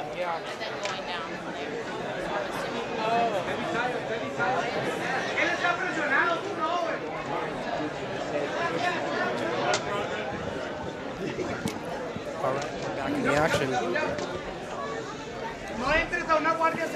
Right now, I mean, putting someone to sleep makes you feel powerful. You know, when you put someone to rest and sleep like that, you come back feeling good and ready to go. So even though he had a long match and a pretty good battle, it went down to like the final, 30, 20 seconds, right? It still seems like he's fired up. You know, he's happy with that performance. And he wants to Very impressive with the gas tank here on Alexis. Yeah, it's like a drug though. You know, you get that feeling. You're like, ooh, I want another hit. You know, I mean, like. And I feel like he wants another hit of the submission. Man, the submission is the best feeling to get a nice submission like that. Put someone to sleep. Another little double underpass, hooks in right to the body triangle. Alexis is not wasting any time. Who he's going up against. Franco. The Houdini himself. Oh man, that's right. That's right. The back escape magician. So this will be interesting to see if his strategy. He survived his whole last round, right? Or maybe he got caught in armor. I can't remember. But no, he did a really good job. I think he survived. Yeah, I was impressed by it. He likes that counter to the knee bar from the back defense, which is a good one. Oh, he has. I'm impressed by his inversions too. Like, you know, he's like a pretty. He's not like a small guy or anything, but he moves really good. So, would you think that Alexis should change up his strategy here, knowing how we saw that guy's hard to tap out, Franco dude. can Like, be? some guys are just hard to tap from the back. You know, he has that chin covering his neck and his shoulders are up and he's a little stocky, you know, like it's hard to finish those guys, but everybody has a weakness somewhere. You just got to find it, right? We all have weaknesses and you just got to expose. So if you don't try different stuff, you can never find that weakness, right? The only way to really expose somebody is like, you got to go for it. Like, let me see what you got in your arm bar defense. Let me see what you got in your leg defense. Let me see what you got in your neck defense. That's how you really get to gauge what is going to be the attack you're going for. But like I said, it's not easy being really good at defense and having that confidence. So I give a lot of props to Franco for having that confidence. You know, that's a good tool to have. I wish all my guys had that for sure. Like, just get out of every bad position and survive. Imagine, you know, all your guys having that. That's a great thing to have for a strong foundation. He's a brown or purple belt. Franco is a purple belt. Yeah, he's doing great for a purple belt. Really good, strong foundation with his defense. And now he seems like he's working some offense. You know, working Alexis also the purple belt. Okay. Oh, setting up that ninja choke, or not, sorry, anaconda from the bottom. The anaconda is pretty nice. And here he comes with these attacks, like you were saying. We'd like to see. There it is. He finishes the choke. Ooh. Wow. And Gio called. You'd like to see more offense coming from the Beaumont team, and there it is. Yeah, Franco's been the most impressive guy in the whole team. I really like this guy.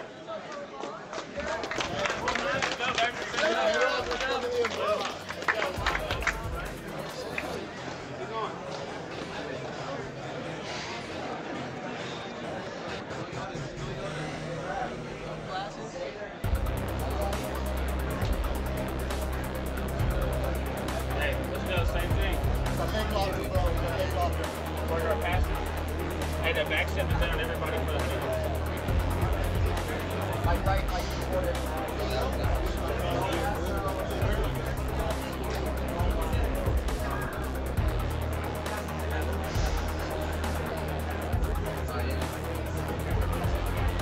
Hey, let's work the same thing.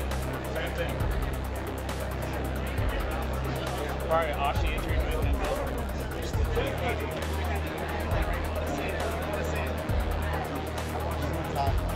We're good right now. Good.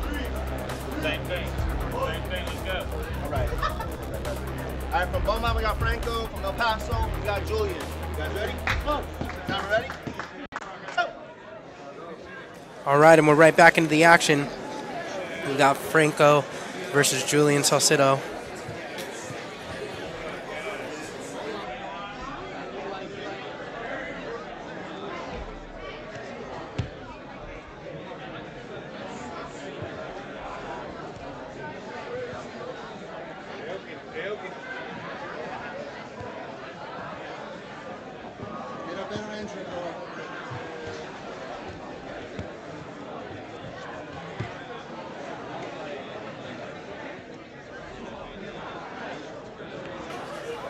Here we go, here we go.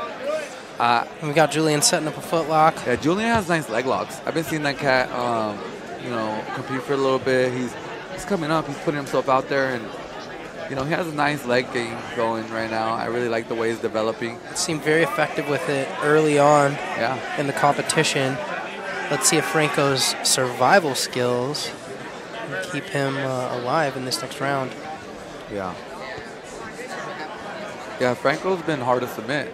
He hasn't been, you know, he's been put in bad positions, but nothing like, you know, ready to tap kind of situation. You know? I mean, people have been on his back. People have been on his legs. I mean, he seems to be pretty comfortable in most positions. How do you finish a guy like that? Yeah, put him to sleep. They, you know, in this team that was really hard to tap out. Ed was also really hard to tap out, but mounted arm triangle. Yeah, put him. Yeah, you gotta put him out. No, was it a mount? I thought it was a normal triangle. No, that was a normal triangle. I feel like they both have pretty good, decent leg attacks, so I don't see a leg happening unless they're both just kind of like going for it, and then one messes up like that, like that. Oh no. But yeah, you play with fire, you know what they say. You play with fire, you might get burned. Yeah. We saw a couple good leg shootouts earlier, and it's nice to see how, you know, when people want to sit and trade and exchange, and it gets really fun versus one person running or trying to roll off the mat the whole time. Yeah.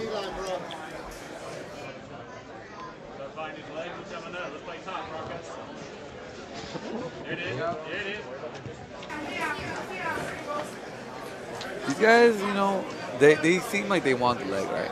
Like, that's what they're going for. You can tell what they're going for.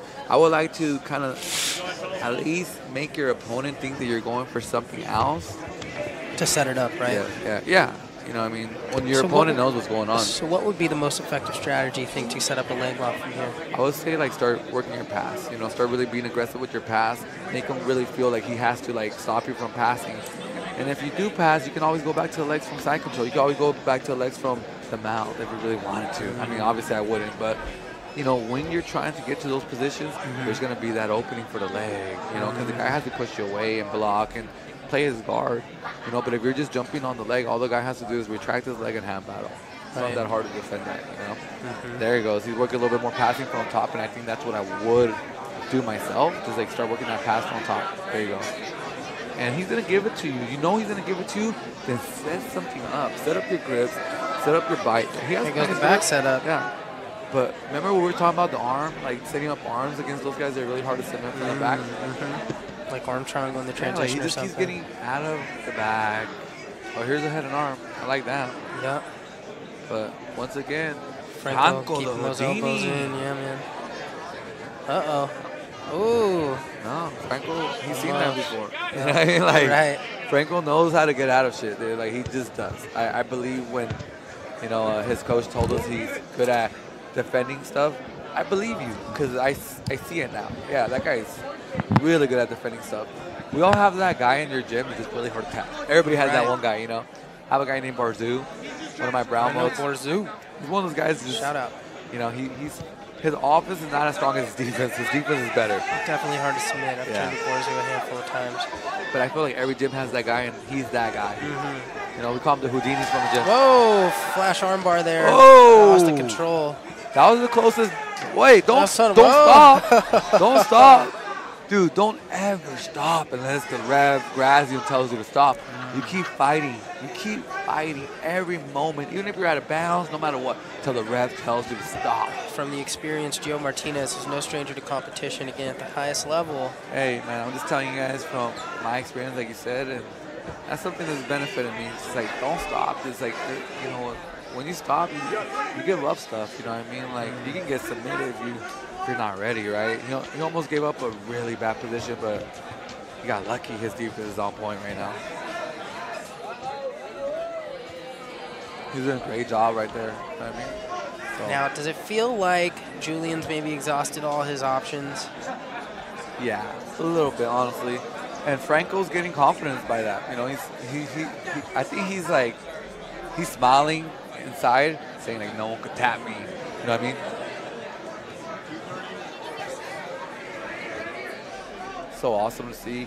Good jiu-jitsu being displayed. We're right here at the 10th Planet, Austin, with all the 10th Planet crews from all over the world coming down for this day or this weekend to gather together and share great minds, ideas, and just to be around each other and vibe out. You know, it's all about the energy, and the energy's on point today.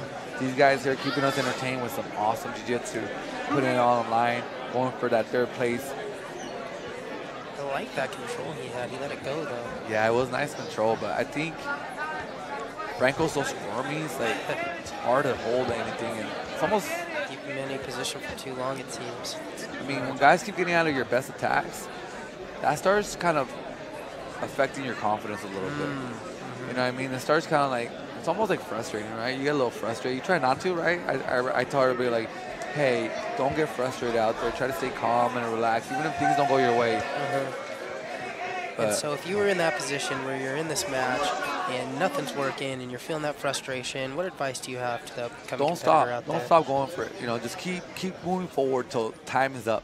Because we saw it last match, you know, or 2 matches before. There's a guy, it went down to, what, 30 seconds left? Less. Yeah, he went for the triangle and it Put the guy to sleep. It worked. You know? You know what I mean? So don't quit, you know, just fight till every second, you know, all the way till the end of every second. And, you know what I mean? If you don't get what you wanted, at least you went for it. And that's something to keep your head up, you know, for it. You know, you went for it all the way. It's a nice attack. I like the angle on it. I would have went more for the knee bar attack right there. Kind of switched it up and started bending the knee. Keep that knee straight. Let's see what the knee bar attacks. You know, sometimes the knee bar attacks throws off the heel hook. I haven't seen. Oh! I haven't seen a whole lot of double trouble where people are Controlling controlling both legs, the yeah. secondary leg. Everyone's just going straight to the kill. Straight for the one. And I think that plays to that old rule of position before submission, right? Yeah, for sure. And it's no different with the leg locks. You gotta be positionally sound before you start. The thing about finish guys. Yeah, exactly. That's 100% true. If you're just constantly going for the submission without the position, it's too predictable. You know, it's like you see it, right?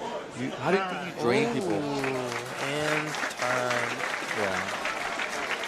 Last minute ditch effort for Franco, though. Good try, good try. Admirable.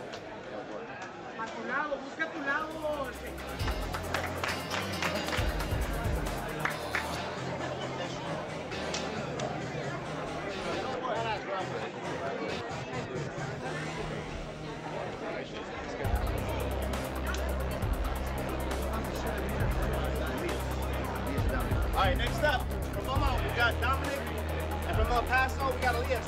Guys ready? Time ready? Let's go.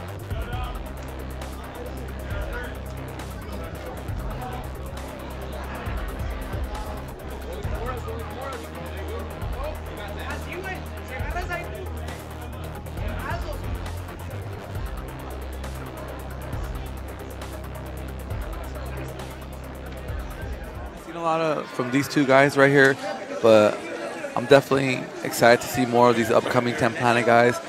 There's always a new cat coming up. Yeah, both of these guys seem to be very active. I believe this is Dominic and Nacho, if I'm not mistaken. Yeah, we don't have like exactly their lineup in front of us, so we're trying to guess because some of these guys are, like we said, up and coming guys. I do know this is Dominic. Okay.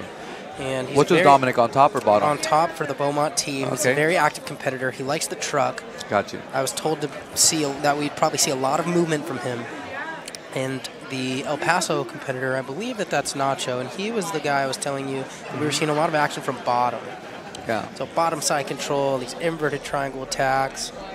Double guard pull right here. Both of these guys are playing some guard and stuff, so it's cool to see these guys just, trying to change and exchange their techniques with each other, like trying to feel each other out at this moment. You got 10 minutes or 8 or 10?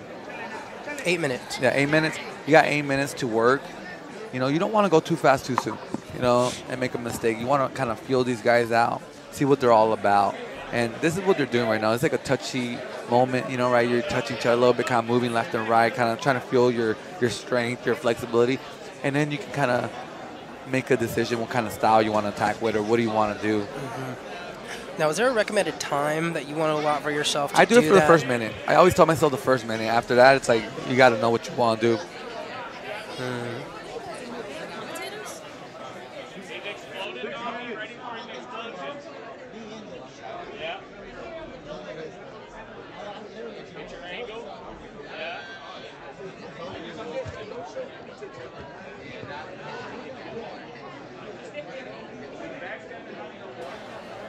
All right, these guys, they seem to want to be playing guard a lot, double guard pull, I want to see them be more aggressive, but someone just passed, work your passing. There you go. I like the inversion.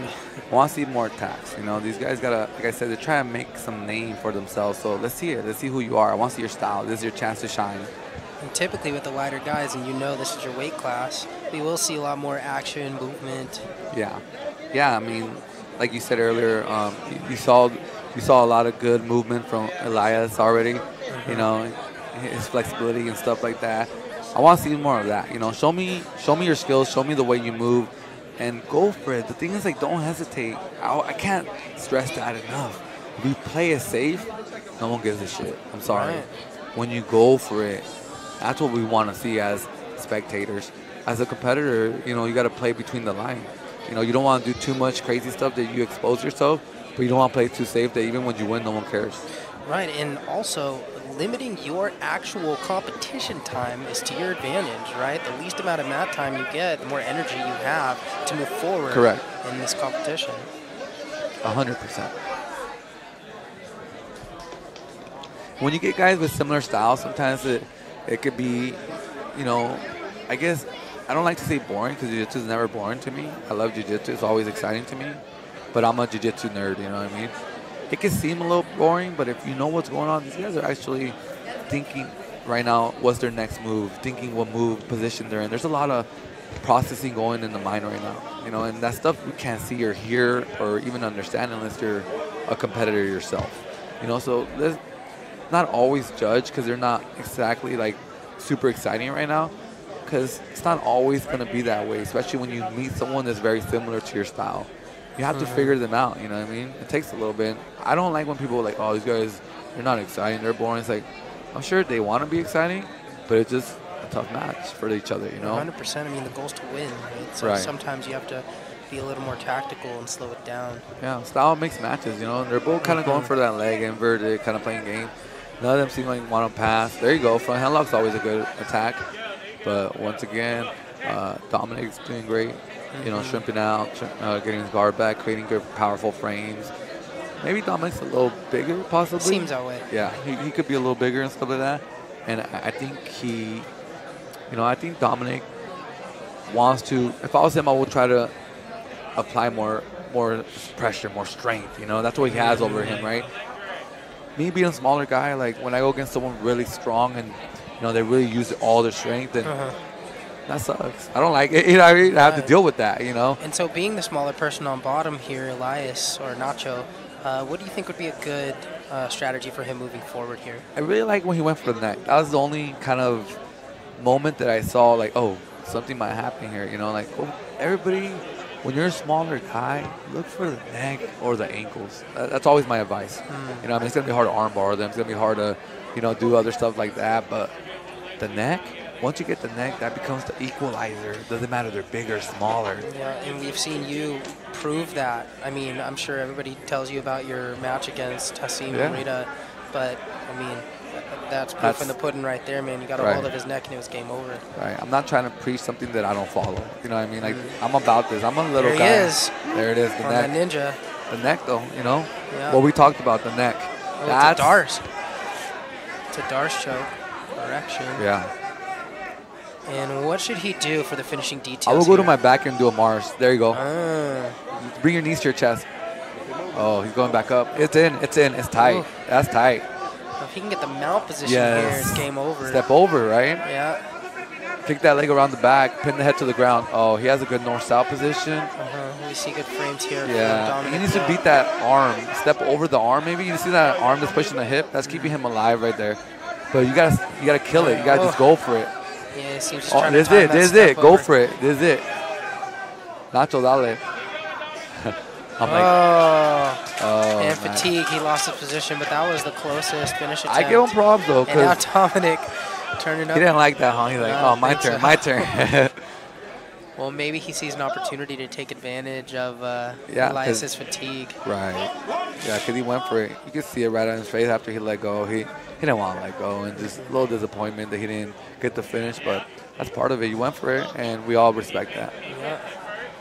So right now, More action now. Yeah, Dominic's got that Kimura really tight. Oh, to Ultra. That's tight. That's tight. Ooh.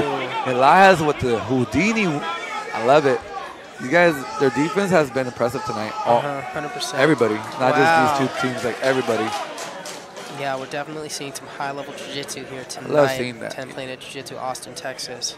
I get excited when I see good defense, honestly. Like, good defense is impressive to me because I know that's the hardest thing for people to want to work on, defense. No one wants to work on defense. No one wants to work on finishing people. You want to get that arm, or you want to get that triangle, that rear naked choke.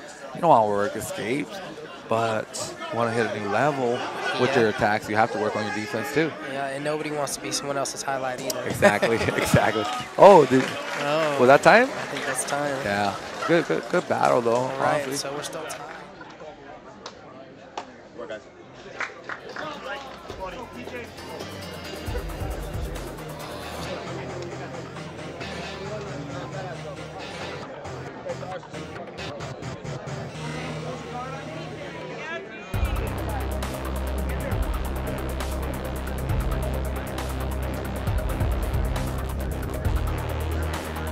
All right, next up, from Beaumont, we got Colton, and from El Paso, we got PJ. Timer, ready? You guys ready? Ready? Let's go.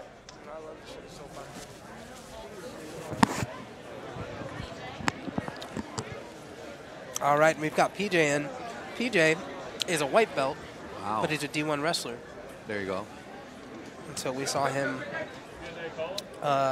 survive for a pretty long time in Fedor's guard in the last round. Let's see what his wrestling looks like. Like, this is time to dump him. You know, like, show us what you're a D1 wrestler? Yeah, let's see if he shows off those skills today. What's up with the name PJ and being a good wrestler? Shout out to the Butter Panther himself. PJ Barch. Consider him probably one of the top, probably the best wrestler, jiu-jitsu guy in 10 Planet for sure. Oh, yeah. I mean, I think Eddie stopped doing that P for P thing. Yeah. But I think along with you, he's up in top 3. Oh, yeah. Yeah. I mean, he's beating JC Torres at AETC. I mean, like, I don't that itself right there should put you up for sure. He's the most current guy doing the highest. Some of the best stuff you can do in the sport, period. But I just remember a short time ago, PJ was doing these tournaments, the trials and stuff like that. You know what I mean? Like the clips and stuff like that. Nice lateral there for that PJ. was nice. PJ's showing that stuff right now. Showing us that wrestling pedigree. PJ from El Paso looking good right now. So, I like the scarf, but I was gonna say wrestlers love this scarf hold, but I don't typically see it a lot in jiu-jitsu. What do you think that he could do from this position to be the only thing you could do advantageous from in here is the jiu-jitsu? armbar. Everything else sucks. You know what I mean? Like, everything else sucks because if I was the guy on the Colton, I would take his back right there. Right, take the back or come up. Yeah, on the underhook, you take the back. But the guy on top could get that armbar right there. Mm-hmm. You know what I mean? Like, That little sneaky Americana thing with the legs. Exactly. Harley Colton, I don't remember what happened to him in the last round. Do you remember what happened to him? I don't. Oh, sorry. I mean, PJ. Oh, PJ got submitted by Fedor. Gotcha. Yeah, Fedor's a monster, so Fedor has a very savvy guard. Yeah. Against guys that are not ready for that guard, it's too much. Now, he survived in Fedor's guard quite a bit, and he played that. Fedor was trying to play the Dead Orchard game with him, and he kept getting his head and his arm out and moving to omoplata. So we did that kind of matrix thing for a while, yeah. Yeah, PJ that deja vu thing. Also had really good like defense awareness naturally, maybe from his wrestling days and training out there in El Paso with Chris. I think he's doing a great job. I'm excited to see where this kid's gonna go from here if he stays with it. Nice front headlock. You know, the wrestlers love that front headlock. I would use that front headlock to either set up a guillotine or find the back. You know what I mean? I think, like, take the back. You're a wrestler. You know how to leg, right? So, Will, you've been in the game quite a while. You know, you've taught for a long time, and I'm sure you've seen a lot of these D1 guys come into the sport. Yeah. How difficult do you think it is for these folks to develop these new habits? You gotta wanna learn. You know what I mean? It's really a mental thing because they all have the tools, obviously physically, to be great because they already done it. They already trained their whole life to be at that level. Now the question is, are you willing to start from scratch in certain positions and relearn certain techniques and, humble yourself and learn leg locks, learn all the savvy jiu-jitsu stuff, play off your back, pull guard.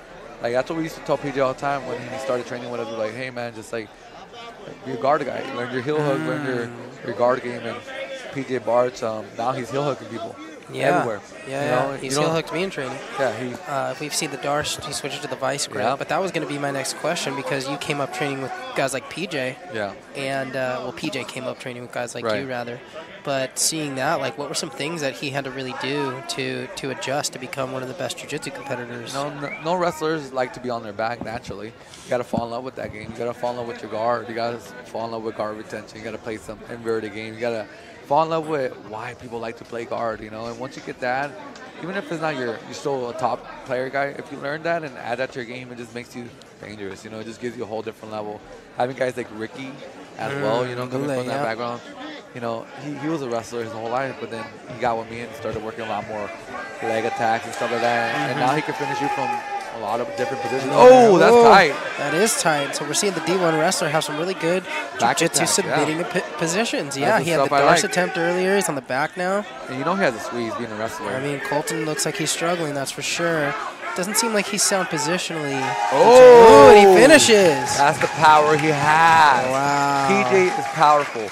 That wrestling made him powerful, and now he's executed. No, PJ.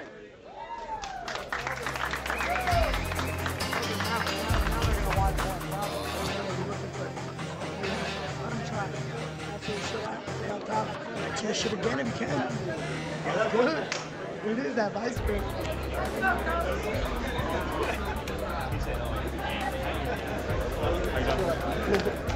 Next up from Beaumont, we got Cody. We got from El Paso, PJ. Time ready? Ready? We have Cody back in the action. We've got Cody versus PJ.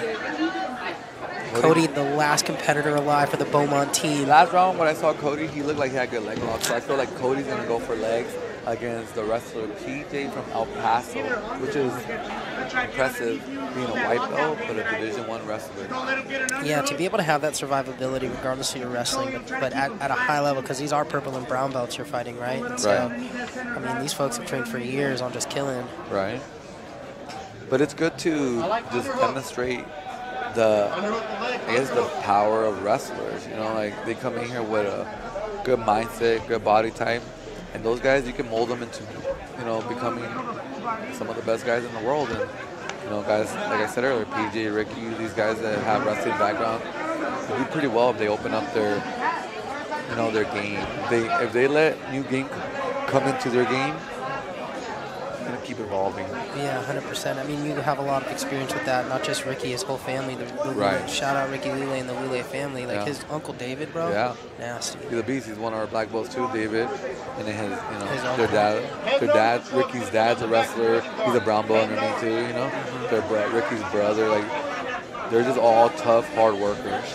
And you can tell, you know, PJ's one of those guys too. Even though right now he seems like he's being put in a compromised position, which is Cody's back attack right now. Right. Cody's looking pretty wealthy right now. I like that last name. Wealthy. Right knee to the mat. Grab the left. PJ needs to survive this and it's done.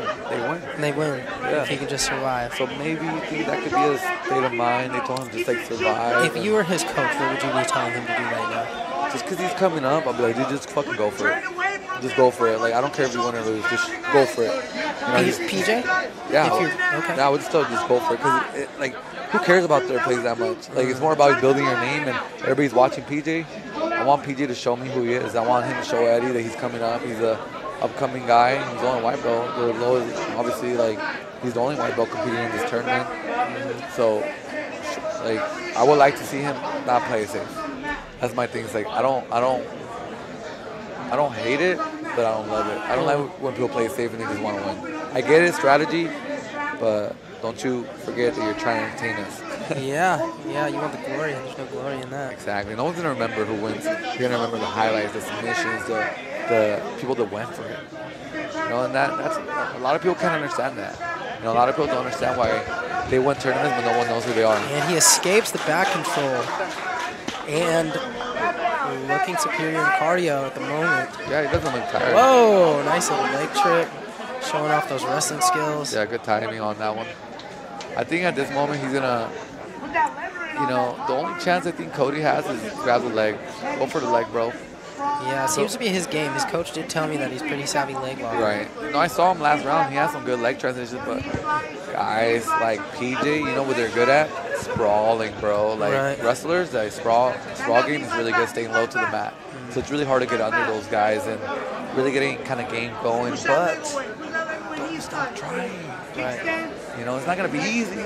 But guess what? Once you get under a good wrestler with no leg experience, man, that's a ticket out there. That's a ticket to the next round. Cody opted for the closed guard here. I like it because closed guard could lead to leg attacks as well. You know what I mean? Invert to the K guard or something. Yeah. Yeah, exactly. You start underhooking the leg, you know, stuff like that. Hip to the middle. Yes, like that. Keep 4 minutes. 4 minutes. Keep putting pressure. Watch out with these arm bars. Keep putting pressure. We got 3 minutes and 55 seconds. If I was Cody, I would just go for everything. I don't care. Everything you got. Like, I don't care. Just go for it. There's nothing to lose. Yeah, nothing to lose. Absolutely nothing. You're a white belt. You're in here. No, that's PJ. I'm talking about Cody, though. Oh, Cody. Because if Cody loses, they're out. That's why I mean, like, just go for it. You don't want to lose. You don't want to get stalled up. If Cody loses, that's right. Cody loses, they're out. You know what I mean? So Cody needs to have more sense of urgency compared to PJ. PJ could just cruise it out. If PJ stalemates, his team wins. Yeah, he won it for them. Yeah. That's cool. That's a good look. I'm not gonna lie, but if it was my student, I'm like, dude, PJ, go for it, dog. Yeah. You know, you're better than that. Go for it, PJ. But he might just take the W and, you know, come back next time a little stronger, and then the time after that a little stronger. He's just trying to ride it out, win it for his team, go home, feel good. You know, I won it for my team. Like, yeah, I'm not gonna be mad if you go that route, but you know, go for it. All right, and this live stream is brought to you by FightFlix.tv. Let's go. Don't let him get that figure 4 in there. Keep it tight. We appreciate everyone for tuning in.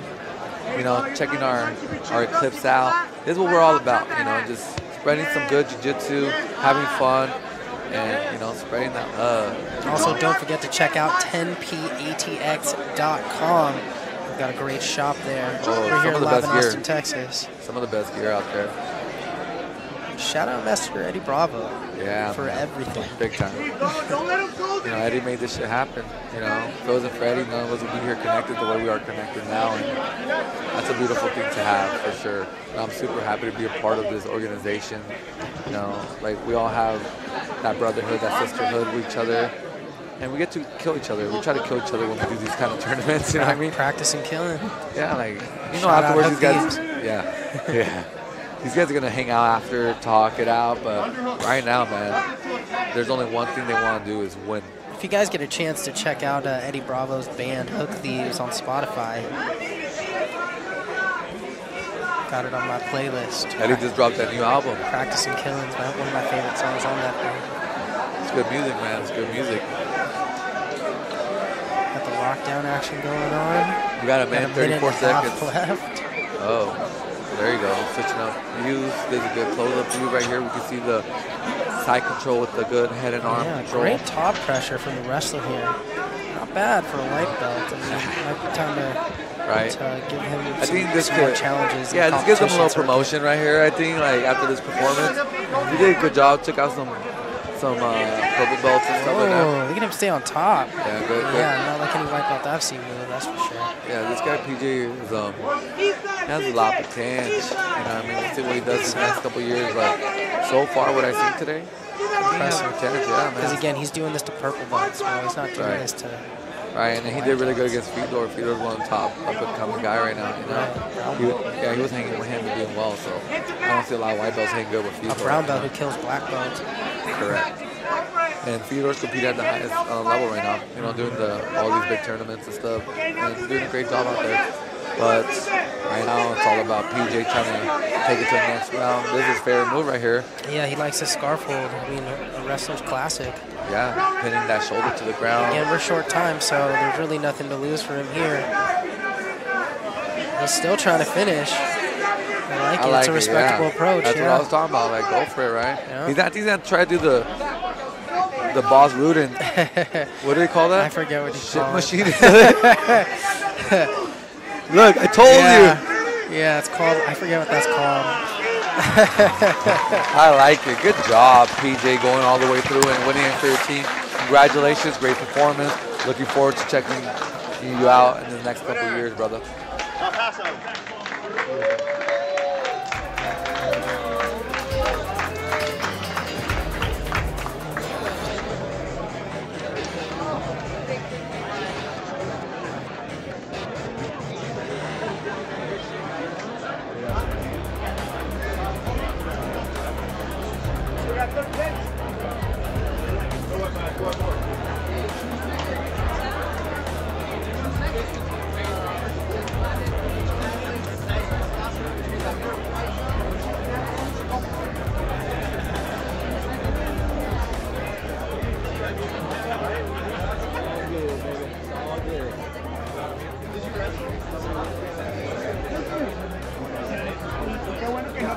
Porque hay mucha gente que dice, chino, está arriba y sueltan. Es lo que él estaba esperando, güey. Bueno, ir nomás.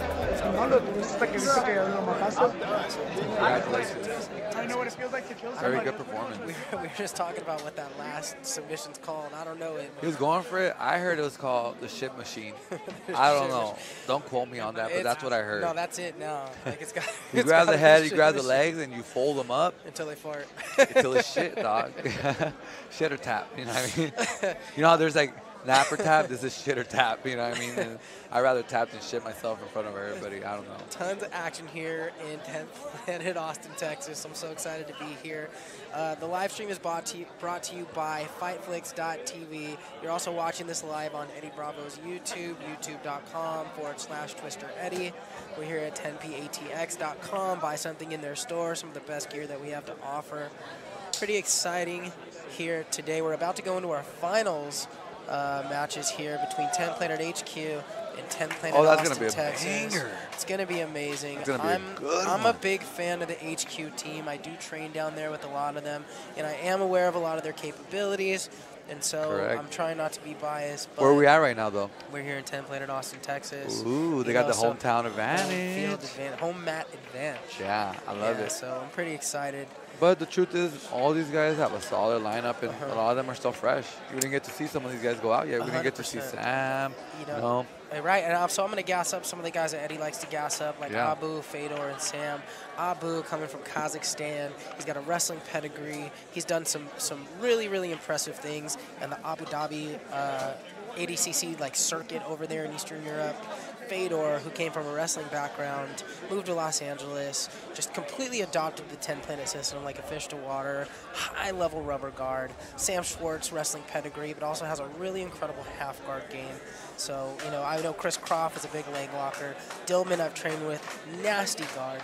So, you know, we'll see how these Austin, Texas boys Has a lot of heart. match up to them. Absolutely. But we saw some really impressive things in Lewis, who had an amazing back attack system. Awesome. Dylan, very, very well rounded. Killed it, Dylan. Originally the San Diego product. He was originally a freak. No, Now, Jeff. That was Jeff. Excuse me. Jeff Crofton, originally the San Diego product. But he's been out here representing Texas, like with Gabe, and they've been doing a great job leveling up their game. And Jeff looked great that last performance. Had like 3 submissions, I think. 100%. He had 3 submissions. He did so well, we didn't get to see the rest of his team even show. So That's good. That's a good night yeah, so far. So we're looking forward to it. Now, I believe that they're going to start Dylan, Colin, Jeremy. Right. And then they'll mix up Lewis and Jeff. Correct. Yeah, because they haven't got to perform yet. They're fresh. They want to get out there and get, you know, they want to get some mat time too. You didn't come all the way to Texas not to get some mat time. You know, you guys want to go out there and represent their team. You know, all the, you know, HQ guys want to represent HQ. All the Texas guys want to represent Austin. They're going to represent their squad with their jiu-jitsu, and it's time for us to see who's the more superior one tonight. 100%. It looks like HQ is going to lead with Dillman and then Sam, and then they'll rearrange the other 3. Abu, Fedor, and Chris. Do you feel the energy? Oh, man, it's electric in here. Guys are getting pumped up. You know, I don't see a lot of Eclipse getting these hype right now. Maybe just being out here in Texas. You see a girl going crazy over here. It's got flash. Wow. Okay. This is what it's all about. And we got my boy Chauncey here about to referee. Shout out 10th Planet North Dallas. You know, Texas camp. Eddie Bravo in the house. Big Eddie. It's going to be amazing.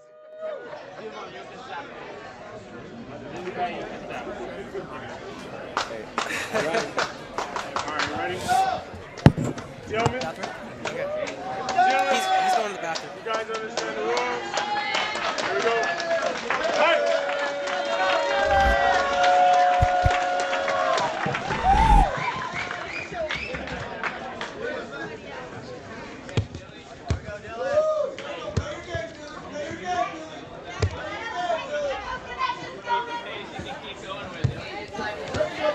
All right, and a lot of action starting out this match. Dylan electing top position to start passing, putting a lot of pressure there on the upper body of Dillman there. All right, and working into his no hands pass. He's got a good clinch on the upper body, nice gable grip, good shoulder pressure. There's that butterfly coming in so he can free his half guard leg. And you see Dillman there starting to put that pimp arm in, that frame on the hip, trying to get his hips back out. I mean, that's the best strategy for him in this position. Just one thing about Dillman, he has really good defense too. Yeah. You know, one of those guys that just like hard to submit. I mean, bro, you train directly under Eddie Bravo, you better have a fire half guard game. That's true. You know, That's true. He's been here before. You know, it's not.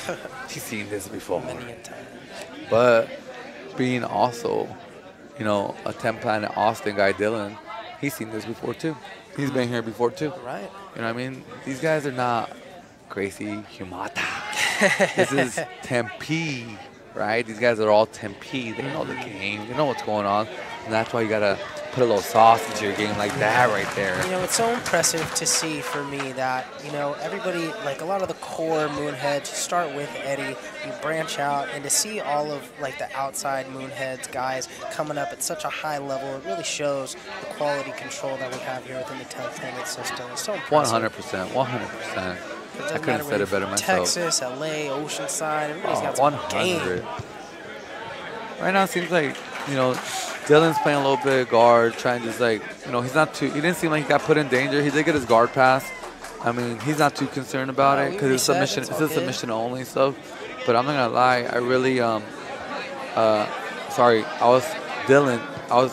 Dylan's actually on top, but Dylan was working that guard pass really well, and he ended up, you know, it was only like a power pass. Like he used his athleticism for that. But he didn't really stay there too long. He didn't try to control the position too long. I really liked his clinch, though, his upper body clinch on that no hands. He was pretty tight. He's solid. He seems like solid. Like, just like solid base, solid movement, getting into strong positioning and stuff. I want him to jump on something, though, you know? Like, that's your chance. Like, if you see something, jump on it. That's what I tell these guys at my gym. You know, don't be afraid to jump on and take a risk, right? Like, yeah. What do you make of this guard that he's playing right here? Me, butter half, kind of. Yeah. He was like low I on think the it's shin. great. You know, it's hard to smash through, and guys that are really powerful at smashing. What do you think he's electing to set up here with these controls? I think he wants to get under him. Oh, nice. But he ended up coming on top, which is pretty cool. But I think at the end, he's really, you know, trying to elevate, maybe get under. He's noticed that this guy has really good knee cut, really good pressure heavy. Maybe that butterfly could slow him down a little bit, have that butterfly to elevate him when he tries to pass and get under. It's hard to knee slice through, obviously, a butterfly. You know, you can't knee slice a butterfly. I feel like this is a classic no-gi battle. You'll see people really, really heavy on the knee versus guys with that really good butterfly in there. Yeah, but the butterfly is better than playing the Z guard, like the shield guard. The shield guard is like, if he's cutting through like the way Dylan is cutting through, it's a lot of weight on you, you know. The butterfly, that allows you to kind of have a better support system, you know what I'm saying? Like, instead of the shield. Because I've seen Gio Martinez have tons of success with that G-roll back at Purple Belt. Oh, yeah. That was Love your game, that. dog. Yeah. That was my shit for a long time. But the thing that happened with the Z guard, people started doing leg locks. You know? So it's like your legs out there. Leg, right. You can play very similar games if you just hide your butterfly. You know what I mean? Like, still the same game, but a little different. Obviously, you don't have the G-roll. The G-roll is cool, you know, but there's a lot of leg counters to it if you're a leg blocker. But it's still, if you time it, anything works, right? It's all about timing out here. Yeah, I love that, though. Forces the game to evolve. Correct. Like I mentioned earlier when I was with Donna, because one of the last times I trained with you, I kept using my lockdown, and I asked you after, like, dude, what do I need to do to make my position better? You were like, get a new card. You know, but I had that douchey? No, but it was helpful, right? Because it forces me to evolve. Like, all right, this isn't working. I got to go to something else that's going to be more effective, especially a guy like you at a higher level, right? And that's what happens to a lot of half-guard players. Like, I mean, I was in there for a while too. Just like, I got caught up in the lockdown game. I caught up in the shield game, like the Z-guard game or whatever. And you start realizing, like, man, I'm playing this game all the time. It's like, some you start seeing like the weaknesses in it, and you're like, I'm gonna switch it up a little bit. Gotta diversify your portfolio. Yes, sir. Exactly. I could have said that better myself, you know. Yes, sir. Here's something I think you will like. You know, it's like when you develop new guards, it also makes you happier. Because you're working on new movements with your body that's releasing serotonin in your brain. I do like that. So it's always good to just add new movement to your physical, whatever you're doing. If you're doing b-boying, or if you're doing jiu-jitsu, if you're doing like basketball or whatever, if you add new movements to your drills or to your game, you release serotonin and it makes you happier. That's amazing. I love that. I know that I don't know if you still do, but you used to have a movement class. Oh yeah, I have it still. At the gym. I have that. So what benefits, how have you seen that really help your students? It's making you understand your body. Body awareness is key in jiu-jitsu, as we know that's our tool, that's our weapon, that's our katana, you know, our body is. So you have to sharpen your weapon, and when you do different movements, like with your body just adapts. Your body, you can make your body a superhuman if you train it. You can make your body into anything if you train it, right? But if you don't train your body, then it's not gonna do it. Simple as that. So I feel like the movement is training your body. 100%. But your mind too, right? Because the mind is part of the body. Deep philosophy for Freakazoid. It's all connected. It's all connected. Mental and physical. So I like this crossface here, and he's doing a good job keeping him on his back. What do you think he's trying to set up by stepping that leg over there? Maybe like, you know, when guys do that, they start pushing the foot off, and maybe it gives you like a chance to get the underhook or a chance to get the Americana, stuff like that. I step over the head a lot of times because they start pushing the foot off, and you catch that Americana, and then I'll go for the Americana though. It's hard to finish, but I'll set up the Americana from there and make the person turn, you know, and then take the bag, which is the ultimate position for me. Sure. Great exchange from these guys. You know, I really like Dylan's like constant pressure, but Delman is, you know, he's not gonna tap to anything. You know, he's not gonna give you an easy submission. You have to kill this kid. Definitely. Delman has, you know, I'm Mexican, so I can say this, but he has that Mexican fire heart. You know what I mean? Like that Mexican feisty, like, I ain't gonna quit, I ain't gonna tap kind of stuff, you know? Yeah. Like, you had to kill me to tap me out in front of Eddie Bravo, you know? I mean, we saw that over decades with Mexican boxers. Yeah. Look at a guy like Chavez, like Cesar. Oh, yeah. I mean, you know, work ethic, man. Yeah, we have heart. We train, we work hard, but You know, I mean, everybody has their thing, right? You know, I guess that's something that Mexicans are known for. They just have heart, you know. So what about the Russian fighters? The Russian fighters, those guys are just crazy. I mean, they just wrestle bears in the snow. Yeah, no big deal, you know. It's a little cuckoo. So we got a stalemate here. Awesome match, though, back and forth. Amazing.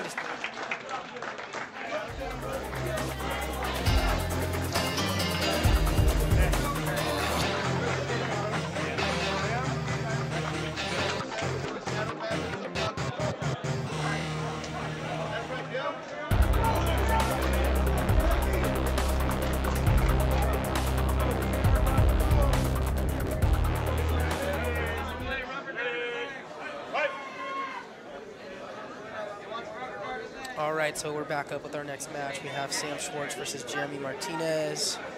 Yo. Here we go. We got Jeremy Martinez, which is, you know, AKA the Gargoyle. They call him the Gargoyle, and I actually trained with him a little bit. I was really impressed with his game. Very flexible. Sam seems unimpressed. Sam is like that, very stoic, very like unimpressed by everything. That's just how he walks around, kind of stuff. That's who he really is, actually. You know, like he's not faking that demeanor. He doesn't care. He's super chill, just whatever, bro. You know, kind of guy. Very chill. But on the bottom, Jeremy Martinez, the Gargoyle, super chill guy as well, and very, you know, calm and collective. And he's trying to prove himself out there to the rest of the world as well. I think he's only a purple belt. Sam? Yeah. No. Jeremy? Jeremy, yeah. Okay, I believe Sam is a purple belt. That's a nice toe hold. That toe hold. And Sam is freakishly strong. Yeah. But the thing about Jeremy Martinez, he's flexible. He's one of those little flexible octopus guys, you know what I mean? He's long. He's not short. He's actually a pretty tall kid. Like I said, he's not gonna. Some of that flexibility you're talking about. Yeah. And then the guy reffing is his coach. Oh, interesting. Chauncey, yeah. That guy refs 10 Planet Dallas. And so Gabe told me he has a pretty good rubber guard game. I don't feel like that was too aggressive. Honestly, Sam didn't like the snap down stuff like that, but I don't think it's that big of a deal. He wasn't that aggressive. Oh, dude, this guy has a good guard right here. Yeah, don't get that could be a stuck in triangle right there. Yeah.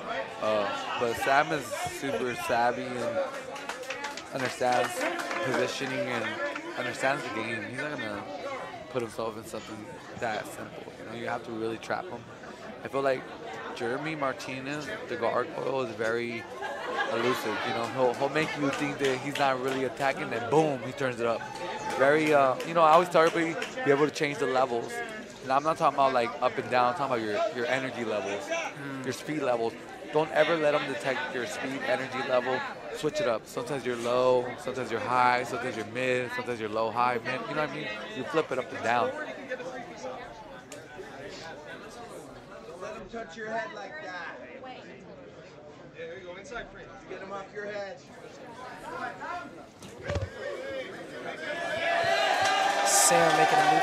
Oh. Yeah, but Jeremy's not giving up that position, you know what I mean? Like, these guys are both evenly matched, but what makes this match more interesting is they have two different styles. Right. We got top pressure heavy wrestling, you know, kind of, you know, wrestling jiu-jitsu style, and then the bottom more flowy, inverted, flexible, more freak, abstract style, you know? Like, these guys have a really good match going on right here. We're going to get to see who's trying to come up.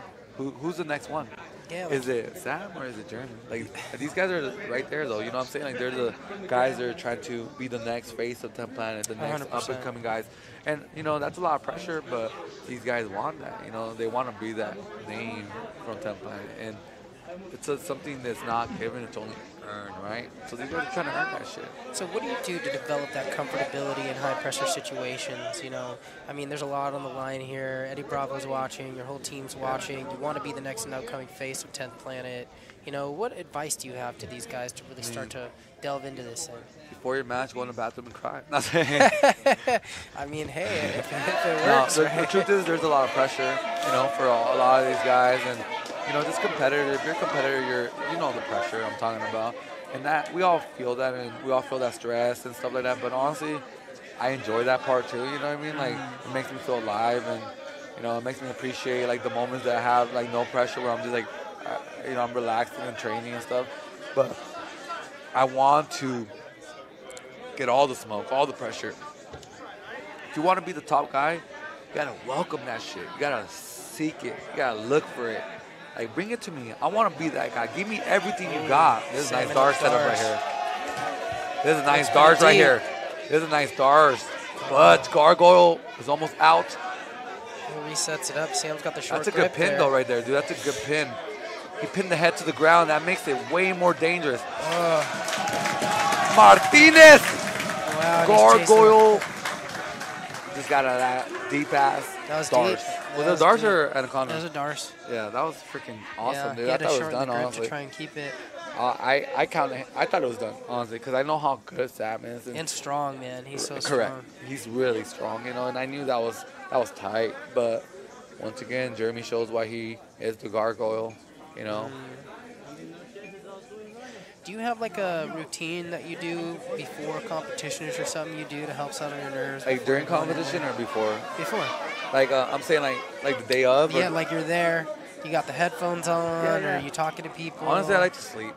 I Okay. just like to sleep. I just like at the event. Yeah, I just go to my like spot and I just sleep for a little bit. Like I just like to rest and relax and not think about it too much, because then just like if I get too hyped too soon, it drains me a little bit. So I don't want to get too hyped too soon. You know, I want to just kind of mellow and chill until I'm ready to go, and then that's when I turn it on. You know, but I like to turn it off as much as I can. Oh, let's see if we got some buggy choke, because I know we were talking about how flexible he is right now. I think he's trying to like bait him in, making him think that he's attacking with his right arm. And Maybe inverted triangle or something. yeah, but you see how he's holding the opposite leg right there? Uh-huh. It's almost like a trick, like an illusion, because you can't get nothing from there. Right. Sam had that near Nice hip guard control. retention, though. I like how he got inverted right there to get that hip in there. Yeah, it does like Marcelo style right there. Turn away, Granby roll back in, you know, with the frames. That's really a powerful tool to have for guard retention. To invert. Yeah. Like invert away to invert back into him, kind of, you know. I really like... The traditionalists will say, don't give up your back. Right, right. Don't give up your back. But if you watch Marcelo, there's that escape when if someone puts you like in a cradle, like side control, you turn away and then you grab back into them. Right back into him, right? Yeah, it's almost like you're not really turning away, but it's like an illusion, like, you know. But that's like one of my favorite guard retention, because I love just having my hips up, you know. Right now, I feel like Sam is, you know, starting to realize that this guy is not as easy as I was gonna run to him, because Sam, he's used to running through guys. He's a beast. Jeremy Martinez is the real deal. He's one of the guys that I've been keeping my eye on ever since I rolled with him. I feel like he hasn't been able to demonstrate what he has against Sam, because Sam is such a neutral, like, good player.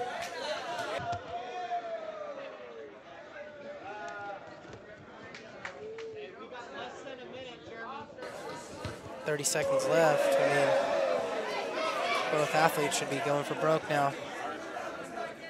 Yeah, he's going for it. Like, I don't think Jeremy's being dirty, honestly. It's all legal. You know, like if you're gonna get mad over a little stiff arm, like, that's nothing in jiu-jitsu, you know what I mean? Like, people get frustrated and stuff like that, but nah, he's not being dirty. He's just trying to get him, you know, get some kind of reaction. So. And that's time. Good job, guys. Hey, no one got a submission, but Sam and Jeremy, you guys are both beasts, and I'm excited to see where you guys go from here on out.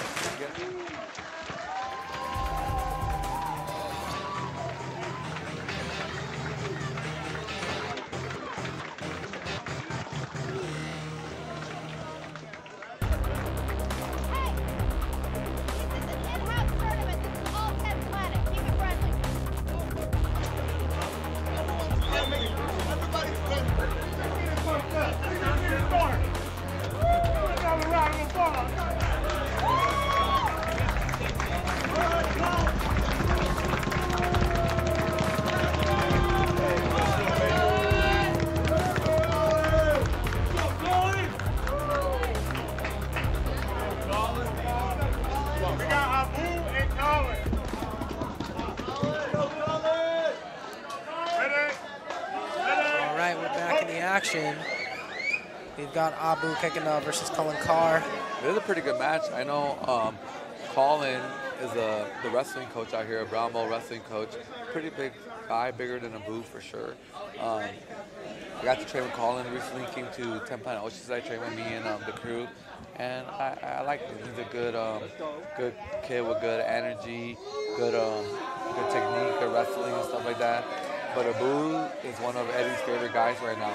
He's just one of those stoic Russian guys that just listens to Eddie, whatever Eddie tells him, and he drills it 100 million times, and that guy's ready. You know what I mean? He's tough as nails. So Yeah. this is a very interesting match, I think. Yeah, I think so. But, you know, to your point also, when you get two guys with very similar styles, sometimes it can make for a boring match. Yeah. I think the size difference Right. may make for a different case today. We'll see.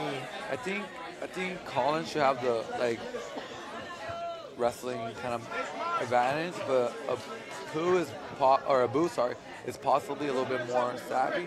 The thing I can think that a submission I think Colin could get, or like training with Colin and stuff, is I think Colin can leg lock him. I see. So did you experience a lot of leg attacks when you trained with Colin?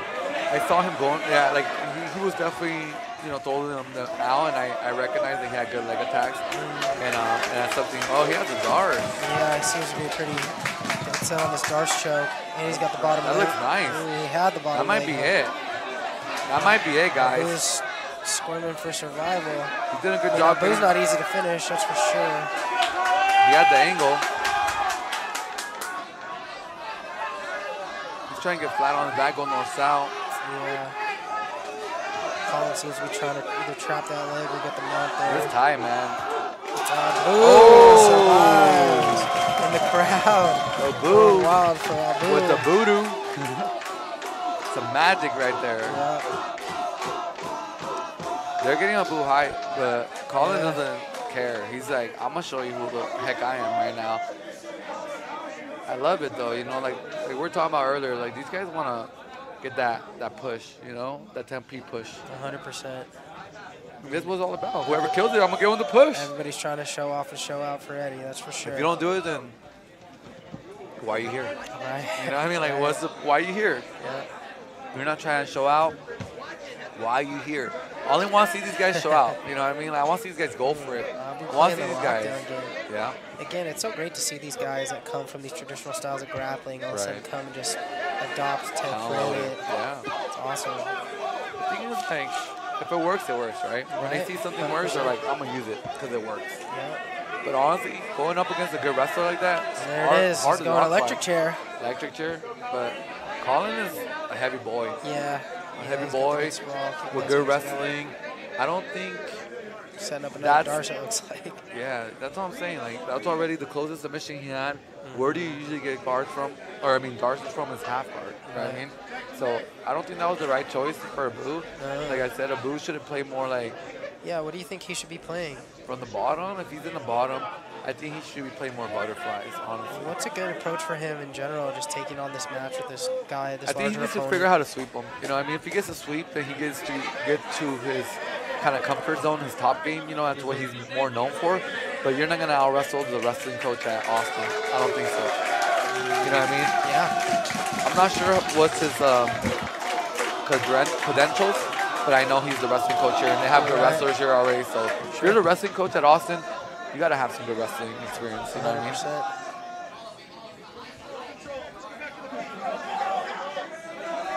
Yeah, it doesn't seem like Abu wants to wrestle much against him, though. Once he feels a little bit, he's like, I don't know if I want to wrestle, because he keeps pulling guard on him. And usually you see Abu go for his takedown stuff. He has really good takedowns, I feel like Russian-style takedowns, like Sambo style. But I feel like that head tie-up just kind of killing him a little bit, wearing down on him. Why do you think he's opting to play guard? He just can't win the top game battle. He doesn't want to be there. He just can't win the wrestling battle, so he's like, fuck, I don't want to sit here and get slammed or put in bad positions. So he just kind of, pulls guards because he feels like that's like the easiest way to go for him, Oh, he might get is that a kimono? Ultra? Maybe a Choi bar? A Choi bar game, Okay. Oh. He escapes. 3 minutes left on the clock. I would like to see Colin Carr go for some kind of leg attacks, honestly. I feel like his leg attacks when I roll with him, that was the most impressive thing. Even though everyone told me he was a wrestler guy, when I rolled him, I was like, I like his leg attacks. Like, they're pretty nice. Why aren't you going for your leg attacks, Colin? Abu, he's good at leg locks, but we just saw him get heel hooked the last round. That's true. Do you think maybe he's using his size to his advantage? That might be. He's too comfortable being a wrestler right now with him, and he's in wrestling mode right I think now. he's playing his A game. I wouldn't say his A game, but I would say his comfort game, you know? Because your A game is what works the best against the opponent, right? Maybe his... That's what it is. Abu has a sweep right here.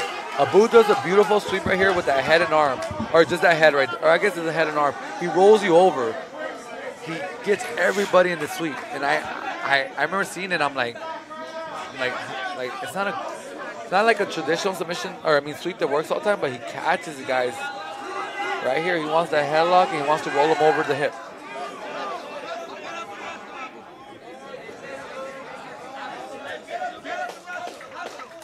Oh, they're encouraged to get up. Eddie's telling them to get up and wrestle.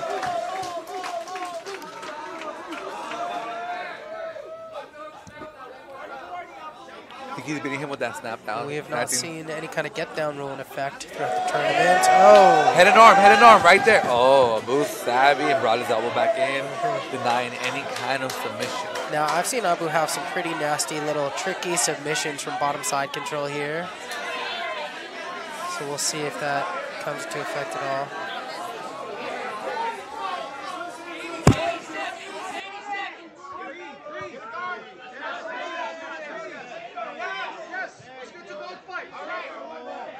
Hey, these guys are going Incredible action today here at 10th Planet Austin. Colin, you know, he's not doing bad, but for him to really shine right now, I would love to see him tap out Abu, because I know that would be an impressive submission to have in your 100%. belt. Because he is not easy to finish. Right, Abu's trying to just maintain. There he is. Abu's setting it up. He's got a game here. Americana is this arm here. Yeah, Americana also rolls you over in the head. Right, he's grabbing the wrist, trying to set it up. The problem is, Colin has a solid base. He's a wrestler. You know what I mean? Like, guys that wrestle, they have base. You can't just, oh, I like this right here, though. Yeah, and he's going for it. He's got about 30 seconds left. He's got to finish. We got to remember, Colin's fresh. Abu's not. Abu had a match before this. Right. Colin hasn't had a match. And he's bigger. Abu. This is good right here. Holding on with the S This is where I wanted to see right here the whole time. Can he get it? Short time. Short time left. Can he get it? We see him already. 2, 1, time. Time.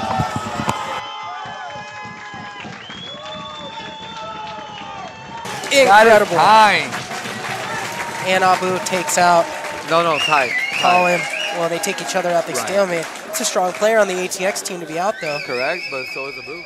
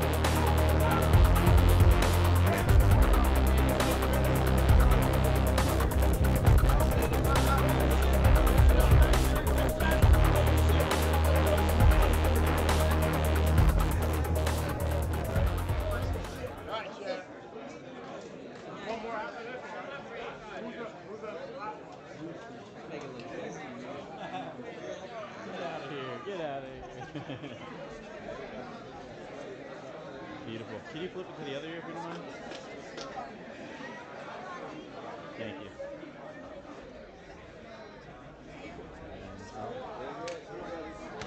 Good. It's, oh wait, we're not. Hey Sky. It's wobbling.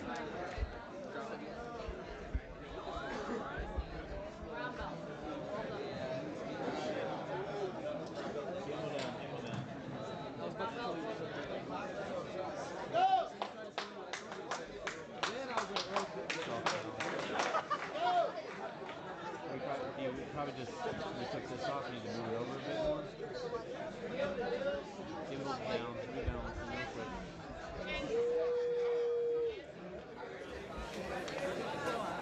Coming up. Yeah, man, that was a good battle. You know, really tough battle for both of those guys. They were trying to really get something going. It just didn't happen. A lot of these matches are pretty well matched, I believe. You know, so far these guys have been canceling each other out. No one has really broken through to the next level and X'd anybody out. I don't know, man. I think this could be a potential OT match. I mean, OT, you know, battle right here. 100%. And if all 5 competitors on both teams all stalemate each other to the end, it goes into EBI overtime, and each team will get to choose their opposing team's representative for that overtime match. Right. This is going to be a good battle right here between Chris Crawford, representing 10 Planet Los Angeles HQ, versus coming back off of, I think, 3 submissions, Jeff Crofton, representing 10 Planet Austin. Now, a notable size difference, but I think, you know, Chris Crawford, you know, very, very savvy with the leg locks. Dude, if you're a 10 Planet little guy, if you're going to be a high-level 10 Planet small guy, you can roll with any weight. That's my rule now. So if you're a 10 Planet little guy and you want to be one of the top guys, one of the top hitters, you better be able to roll with everybody. Or else you ain't a real little guy from 10 Planet, you know what I mean? Speaking from 10th Planet's top featherweight. 135, 145, baby, let's go.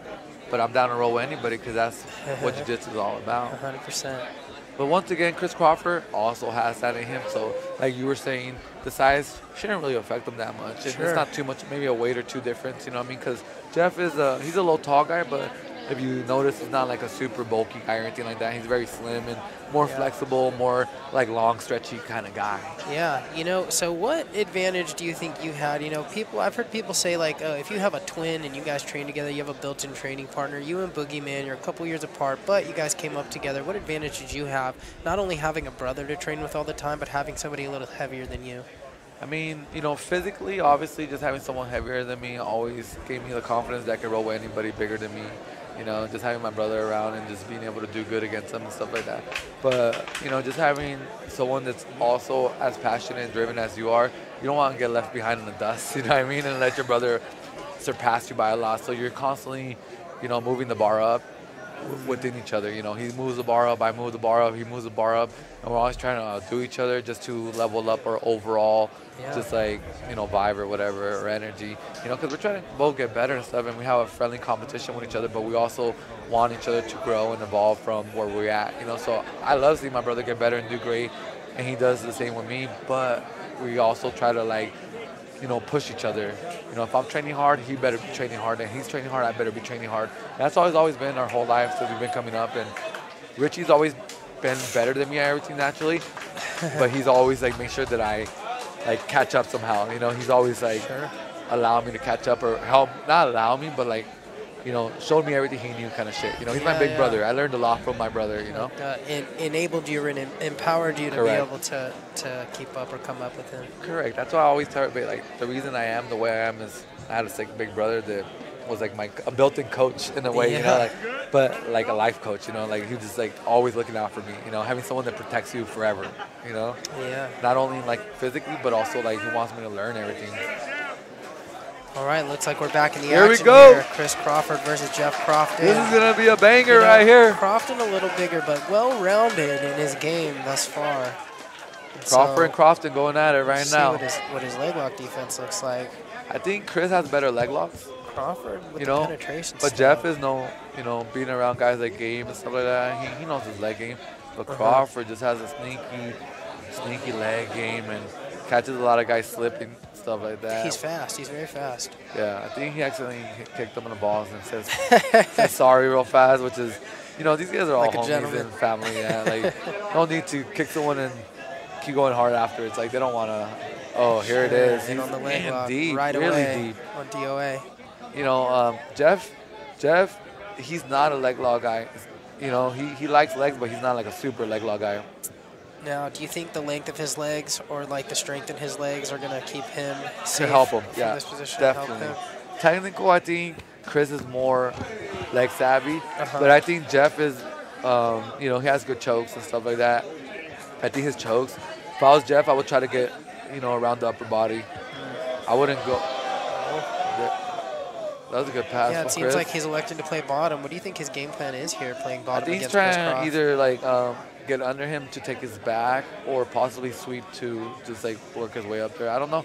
I'm not too sure. You know, maybe try to pull him in his guard. But if I was Jeff, maybe I was, you know, stand up a little bit and see what Chris could do from top a little bit, because I think Jeff could overpower him in wrestling. And nice armbar, but Chris ain't gonna fall for that. Right. Chris seen that before. He got hit in the nose, I believe.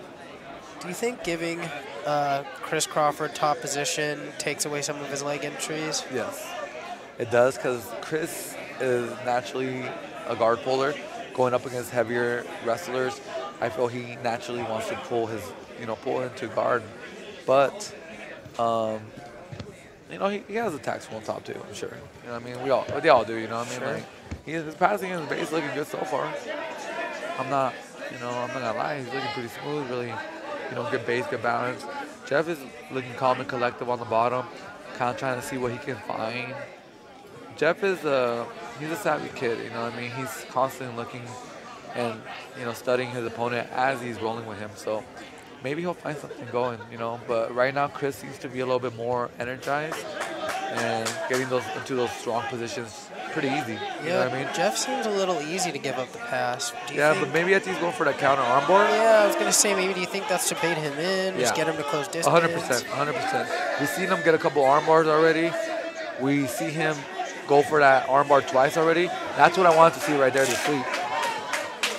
You know, because like I said, I feel Jeff could be better on top, but like we already know, Chris Crawford has solid leg locks from bottom and top, attacking the upper body right now with that Kimura, but Jeff slips out. There's a good exchange of position right now. They're both kind of accepting the bottom and the top, and let's see who makes that first move. You know, Jeff is like just trying to stay in base. Chris making some kind of facial expressions is telling me that he's not having like a fun time. I don't know. He just, look at his face. See his face? Like, I don't know if he's tired or hurt or something. Maybe he can play possum too, you know, and make people believe you're tired, and then boom, and he just attacks you. That's kind of like, I have seen Chris go for stuff like that. So, you know, that's possible for sure. Yeah, Chris has proved to be very explosive.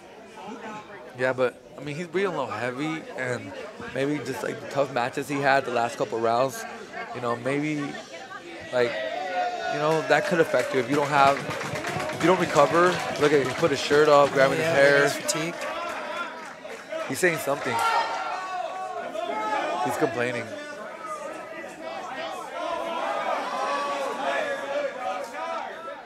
Yeah, if I was Jeff, I would just push it on Chris.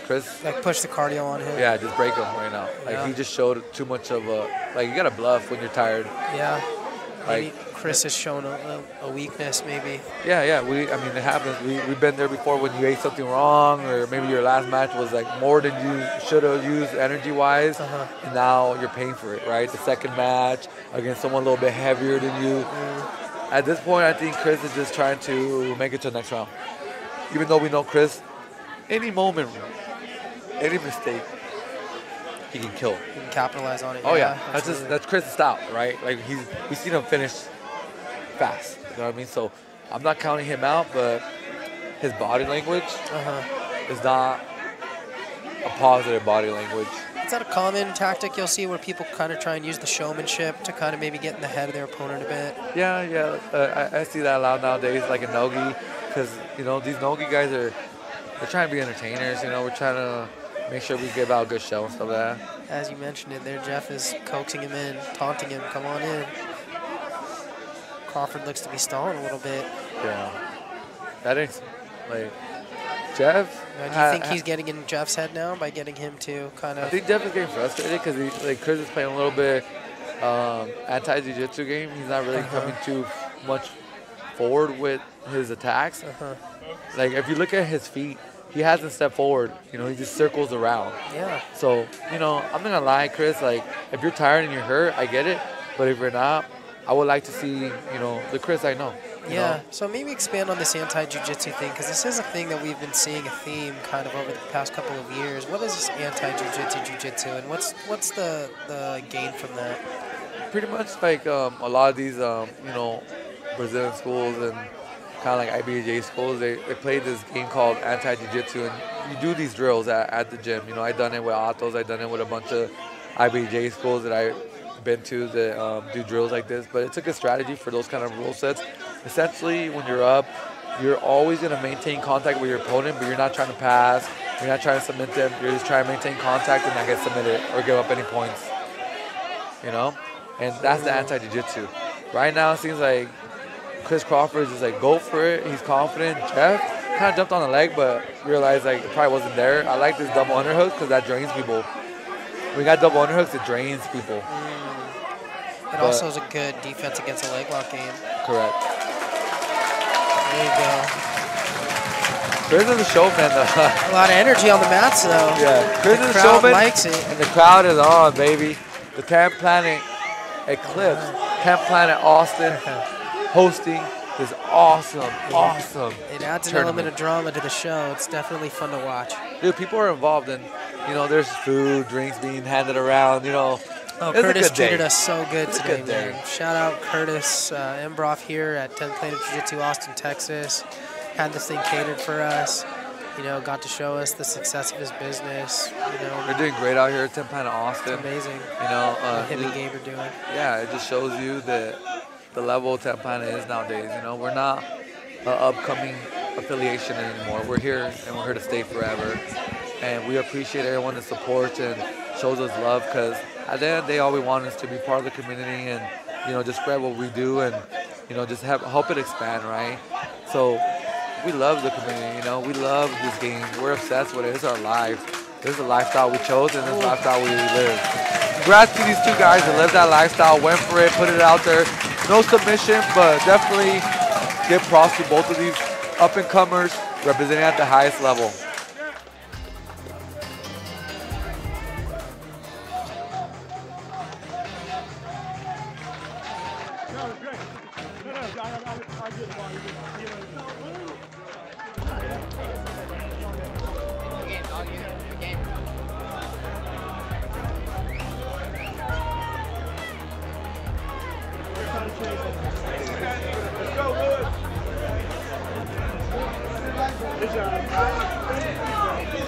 Okay, we got Fedor and we got Lewis for the finals. Let's go!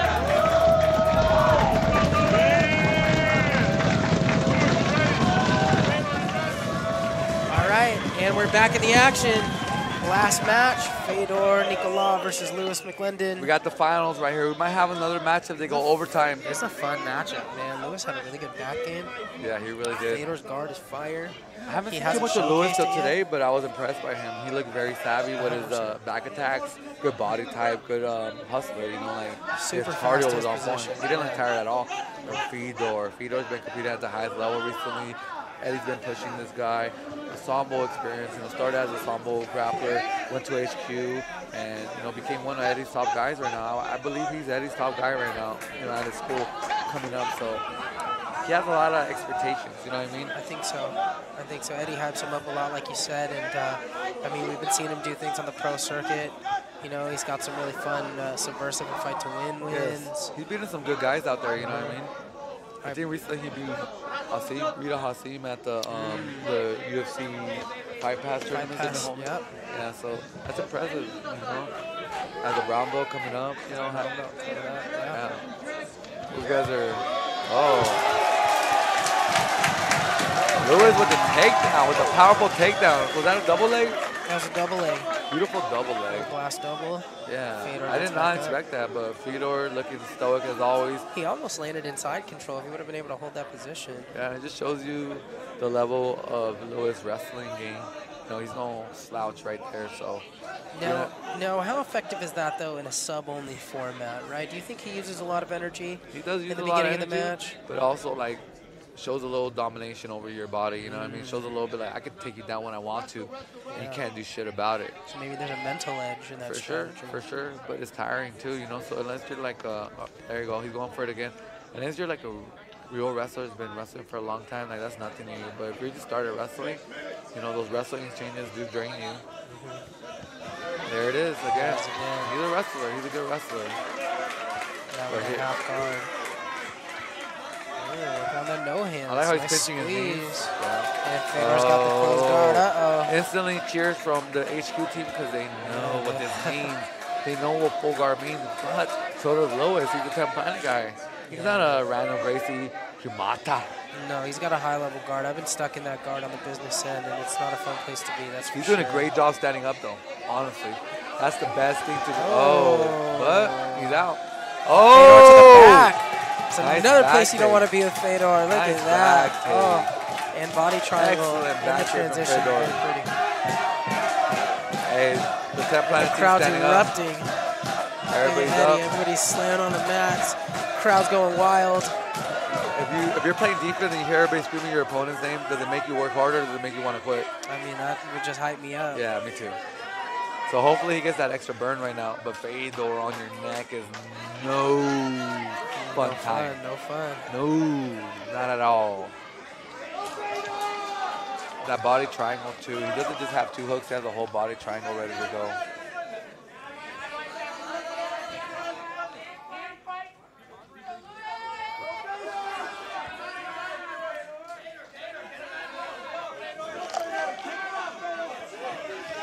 So do you think Fedor might just stay here in the body triangle, or you think he might opt to trap an arm?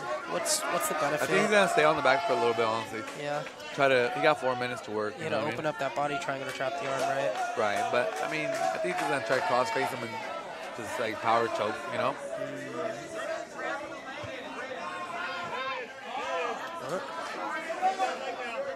I mean, I'm not gonna lie, Lewis is staying calm and collected, having that elbow up and across the neck, which is a good way to stall the guy on the back out, you know what I mean? And we only got 4 minutes. If you're in Lewis's position, what's the first thing you need to do to start? Throw the arm over your head, or it's already under his arm, so he needs to start getting his back on the mat, his head's on the mat, you know what I mean?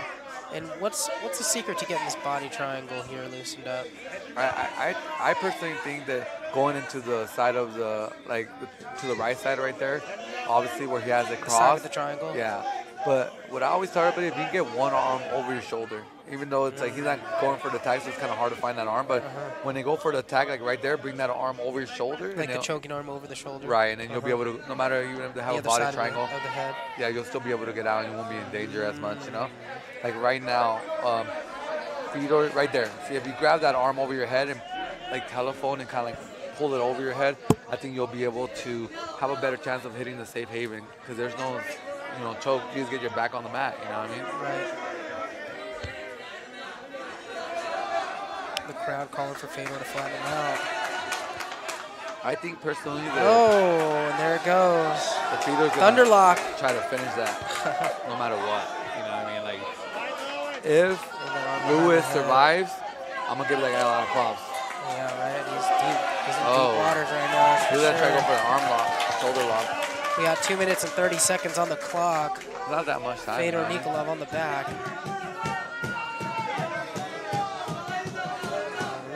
Adjusting that body triangle.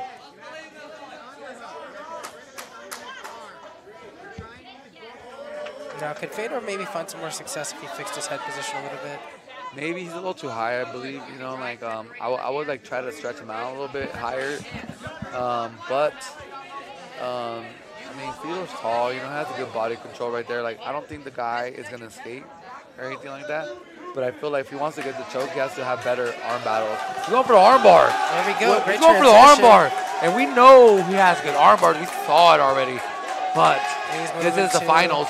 Is Arm bar, Lewis but he's going to give it not up? controlling the leg. That's right. There we go. Now we're in the spider web. It's deep. It's very 10 deep. Planet patented spider web. But he lets go of the leg hook for the That's arm it. bar. That's it. That's Oh. it. That's it. Boy. That's it. That's it. Wow. That's it. That's it. Is that a tap? No? No, not yet. Dude, he is deep in this thing. Oh my God. What can he do to help my finish this God. thing? Where do we Break put the it. arm? Whoa! Dude, that guy is a beast. He's not tapping that shit. Like, I don't know what. What's Fedor need to do to make this thing final? Break it. Like, it's doing everything right. Oh. And what is Lewis doing to be able to survive He's this bending thing? his elbow to the side. He's pointing his elbow to up. The crowd is going wild. Look at everybody just look at the circle around these two now. Everybody's moved into the action. His elbow is incredible. on top. His elbow's not in the bottom. He keeps turning his elbow. He's flexible. We've got less than a minute left, Joe. Is this going to go to overtime? Oh no, man! It's a deep armbar, and This is insane. He's not getting out. But look at his face, calm and collective. He's putting. Oh, he's going for it. What if he got the leg curl on the head, maybe? No, he just. Oh, dude. Whoa! I would move his side to the hip. Right. He keeps going straight. You know, you gotta go to the hips. Maybe move it off of his torso. Like, to the hips. Yeah, you know what I mean? Yeah. Man, this is tight though. Man, this guy survived. There's 27 seconds left. He ain't going nowhere. What's he doing? Fedor's giving up on Pulling it. in the other arm. That doesn't mean anything. You already had the arm straight. He's not gonna tap. He's gonna survive, and we're probably gonna go to overtime right now. Jeez. What a survival! Wow, impressive. Wow, look at this, everybody. Time. Wow, the crowd goes crazy. The crowd is going crazy. Insane. Everybody's going wild right now for sure. Everybody's on the mat. Hopefully nobody has their goddamn shoes on the mat, but everybody's going crazy. That's pretty dope. Oh my I'm not gonna lie. Mad props to that survival right there. That's not easy, dude. Woo! That was crazy. Wow. Props. What a monster. Now we go to Lewis. overtime. Now this is going to be who's going to make it, who's going to break. This is what's all about right now. Overtime. 10 Planet HQ versus 10 Planet Austin. Impressive.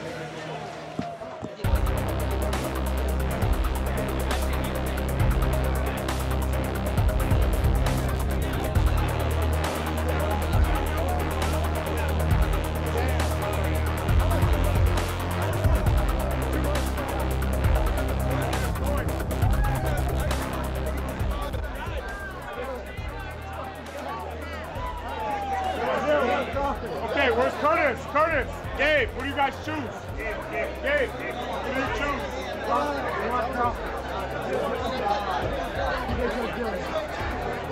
Fuck yeah, Dylan, this is you. Let's go. Hey, I don't know when these guys are going to learn, bro. It might be tonight. I don't know.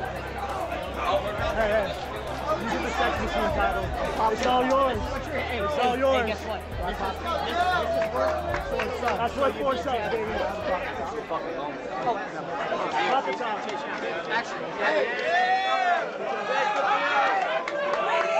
Let's go! Hey, flex behind me. Let's go, Grog. Bro, his hand is broken. Is that over? It's broken. Let's go. The hand is broken. Who can't take off his hand? Rash guard, you gotta put it back on. Hey, put your rash guard on. Hey, you gotta put your rash guard on. He took his off because he took it. Since Fedor had the submission attempt, you guys choose heads or tails. Hey, since Fedor, we're giving a chance. You want offense or defense? I say offense first. Offense first. Go with Spider. Okay. I already can't even go straight.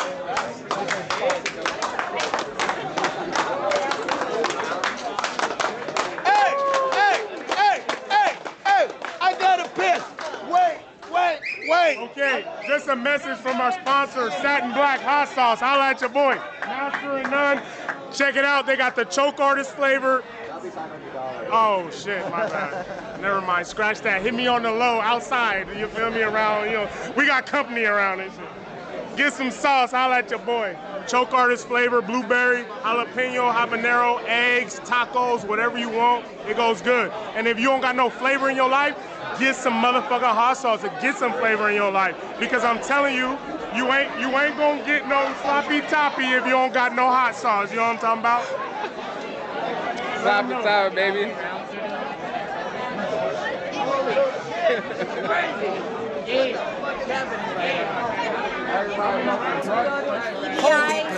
Holy Jesus, and we're back. This is insane action here at 10th Planet Austin. That was crazy. So here's what's going down, folks. That team completely stalemated each other. So now 10th Planet HQ, Los Angeles, gets to pick the representative from the 10 Planet Austin team for an EBI overtime. And now 10 Planet Austin gets to pick the LA representative for this overtime. That's awesome. This is insane. Gio. Man, did you see the crowd after that crowd reaction after that? It was that absolutely was insane. We got Eddie Bravo and his crew from LA. Oh, they're all going crazy. But then you got the Austin crew right here with Curtis. We're in Texas. Exactly. Bro. We're in Texas. So it's hype. And Eddie brought an entourage and a half with him. So the energy on the mats right now is lit. Everybody started swarming these guys in the final seconds of that arm bar, bro. I thought he broke his arm. That was the movie crazy. shit right there. That was a movie right there. Yeah. But, you know, this is going to be epic right now because it's like the final showdown. Winner takes all. We got 2-minute rounds limit, you know, and after those 2-minute rounds, if whoever escapes the fastest wins. Or if you submit them faster, then you win. 100%. This is EBI OT overtime right here. So it looks like we have our representatives. Wait, yeah, so they're going straight to the back. And it looks like it's going to be Dylan. Dylan? Looks like it's going to be Dylan versus Chris. He's choose the back. Dylan's taking the back. Chris is playing defense right now. So we're going to time this. And 2 minutes, the time limit. If Dylan finishes, Chris gets a rebuttal and has to finish him faster. He went too fast. He went down too fast. You got to wait. We're going to reset. So if Dylan finishes, Chris gets a rebuttal and has to finish him faster. But if Chris escapes, Chris gets the rebuttal. Eddie's complaining about something. I think he's trying to figure out why his guy has to go first. Usually it's a coin toss. Yeah, but Eddie's like, whatever. He's a little confused. I mean, I think opting to defend first is the better strategy anyway, right? So I thought Chris Cross had the choice. Chris Cross would have the choice. Yeah, so they're debating what Chris Crawford, his choice or what? To defend or to attack. He chose to defend first.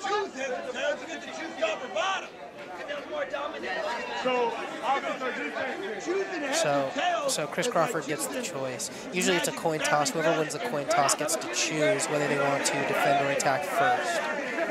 And if you opt to attack, whoever does they're attack. having a friendly debate right here between 10 Planet Austin, 10 Planet HQ. Coaches.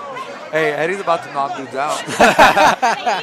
Eddie gets competitive. What's been going on? Has the Indian come out yet? What's going on? The Indian's coming out. Eddie's letting the Indian out. We got Gabe up in here making sure they're not getting, you know, fucking tricked or anything to cut some weird conspiracy shit with. But Eddie Bravo, Chris Cross the choice. I said, Cross, take offense, take Spiderweb. And then all of a sudden I come out and he has his black. Okay. You know what I'm saying? You feel that? But you know what I'm saying? Yeah. No. If we have the choice, if we have the choice, you got defense first. I'm like, how is he on his back? Okay. We'll put defense. Go. Defense first. You want come on. My coach. Spiderweb. You're on their back. You going Spiderweb. Hey, you going Spiderweb. That must be for him to like bring guys around. We get the choice. They gave us the choice. So here we go. We're going to run this back. Chris is now playing offense because he won the coin toss. And instead of going for defense, he actually wants to do offense. So you have two options. You can go either for the back control or you can go for the spiderweb armbar control. He chooses to go spiderweb. He can cross his legs. He can post his arm on the mat. You have your deep hook, as long as you don't have their leg controlled. Curtis is debating, asking for confirmation on the rule set when it comes down to where you start. Put a leg straight. Then you put a leg straight.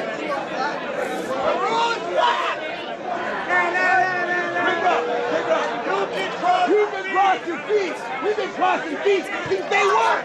Okay, feet cross. Come on. Feet cross. We've been doing that. He got his leg straight. He got his leg straight. EBI 0. Watch this guy. He keeps turning on it. Hand on the back.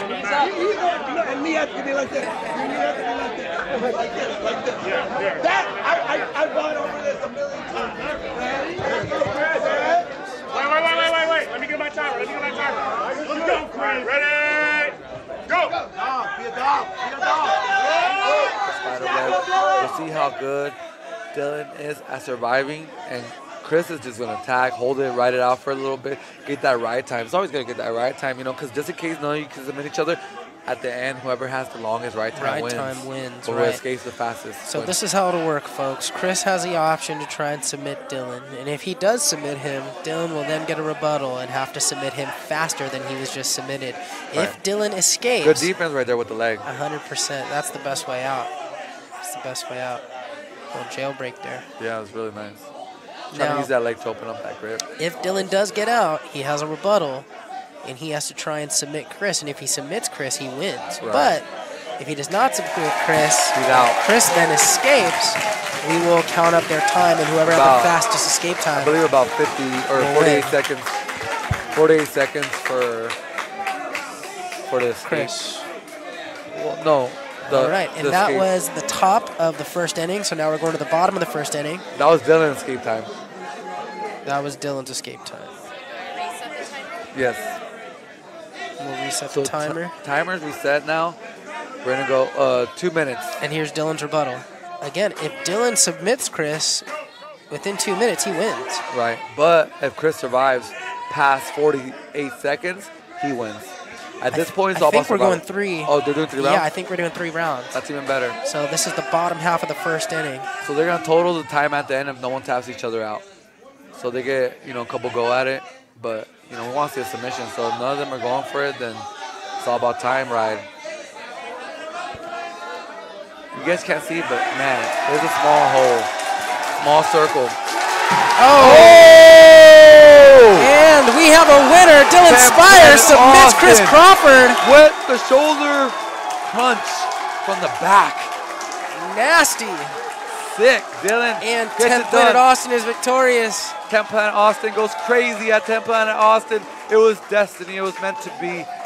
10th Planet Austin deserves it. Great performance all around. It was a great day for Jiu-Jitsu. It was a great day for 10th Planet. Congratulations, 10th Planet Austin. You are the champs today. Wow, 10th Planet Austin is the winner. What an incredible tournament. You must feel good winning that final battle. Right 100%, man. What an honor to be a part of this. Not just the event, but the association. Yeah. Incredible thing that Eddie Bravo's done for all of us, bringing us all together like this. 100%. Giving us all a platform and an outlet and a life beyond my wildest dreams, man. Yeah, 100%. Chris is not, hopefully Chris is not too injured or anything like that, but he put it out there, nothing but props and love to Chris. He fought for it. 100%. In-house tournament, and going that hard in an in-house tournament, it's nothing but, honorable from my perspective. 100%. Everybody left it all on the mats today, and, nothing but honor for everybody. It was so amazing. Nothing but respect for all these guys. Put it all out there. There can only be one winner. And today, congratulations to 10th Planet Austin. They'll be back again to defend their title at the next Eclipse. But today is their day, and that's the way it is. Yeah.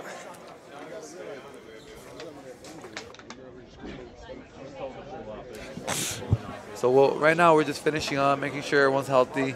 We're going to end the night out with some good music, some food, and hanging out with friends. But, you got to give it up to these guys for putting it on the line. Like we said earlier, it's not easy, man. We forget that this is jiu-jitsu. You're trying to really, submit each other, really do real submissions at the highest level. And these guys were going for it. Congrats to these guys. Yeah, 100%. And so, man, just to wrap up, we had such a great event here at 10th Planet Austin. 10th Planet Austin, Team 10P Austin, ATX, proved to be victorious, man. We had some really great matches, a lot of action. What was your highlight of the night?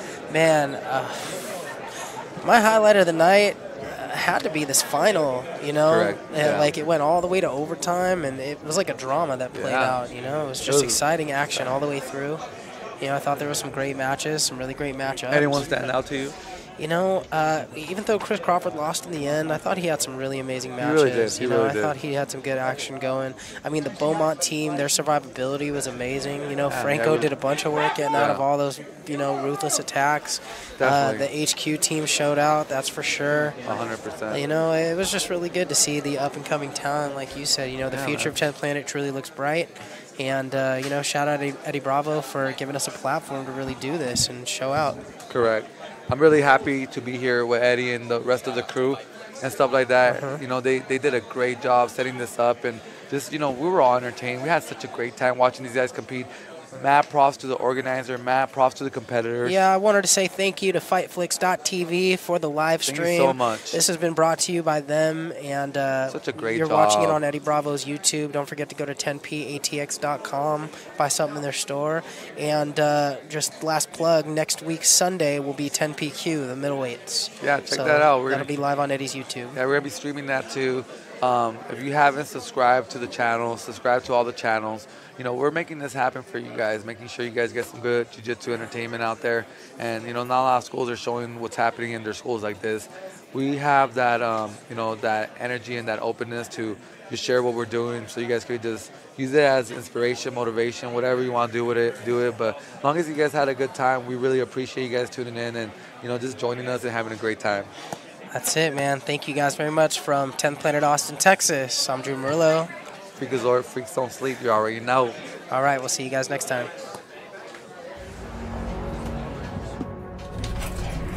Access granted. Winter Soldier. Nogi Yogi. Skin Select.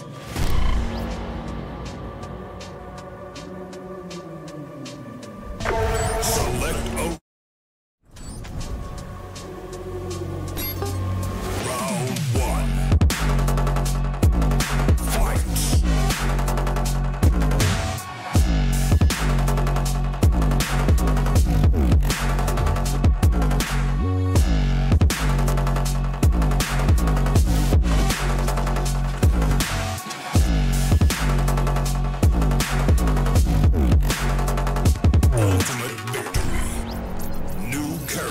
Unlocked.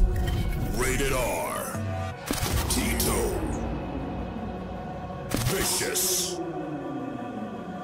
Golden Boy. Skin Select. Select Arena. Round one. Fight.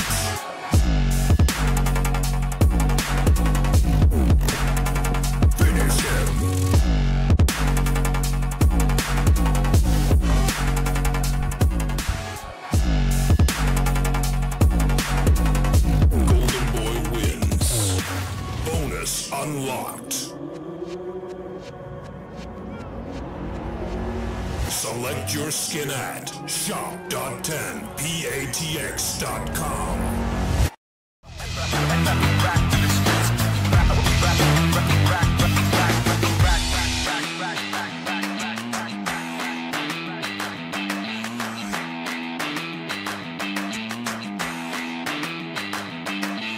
I am the greatest.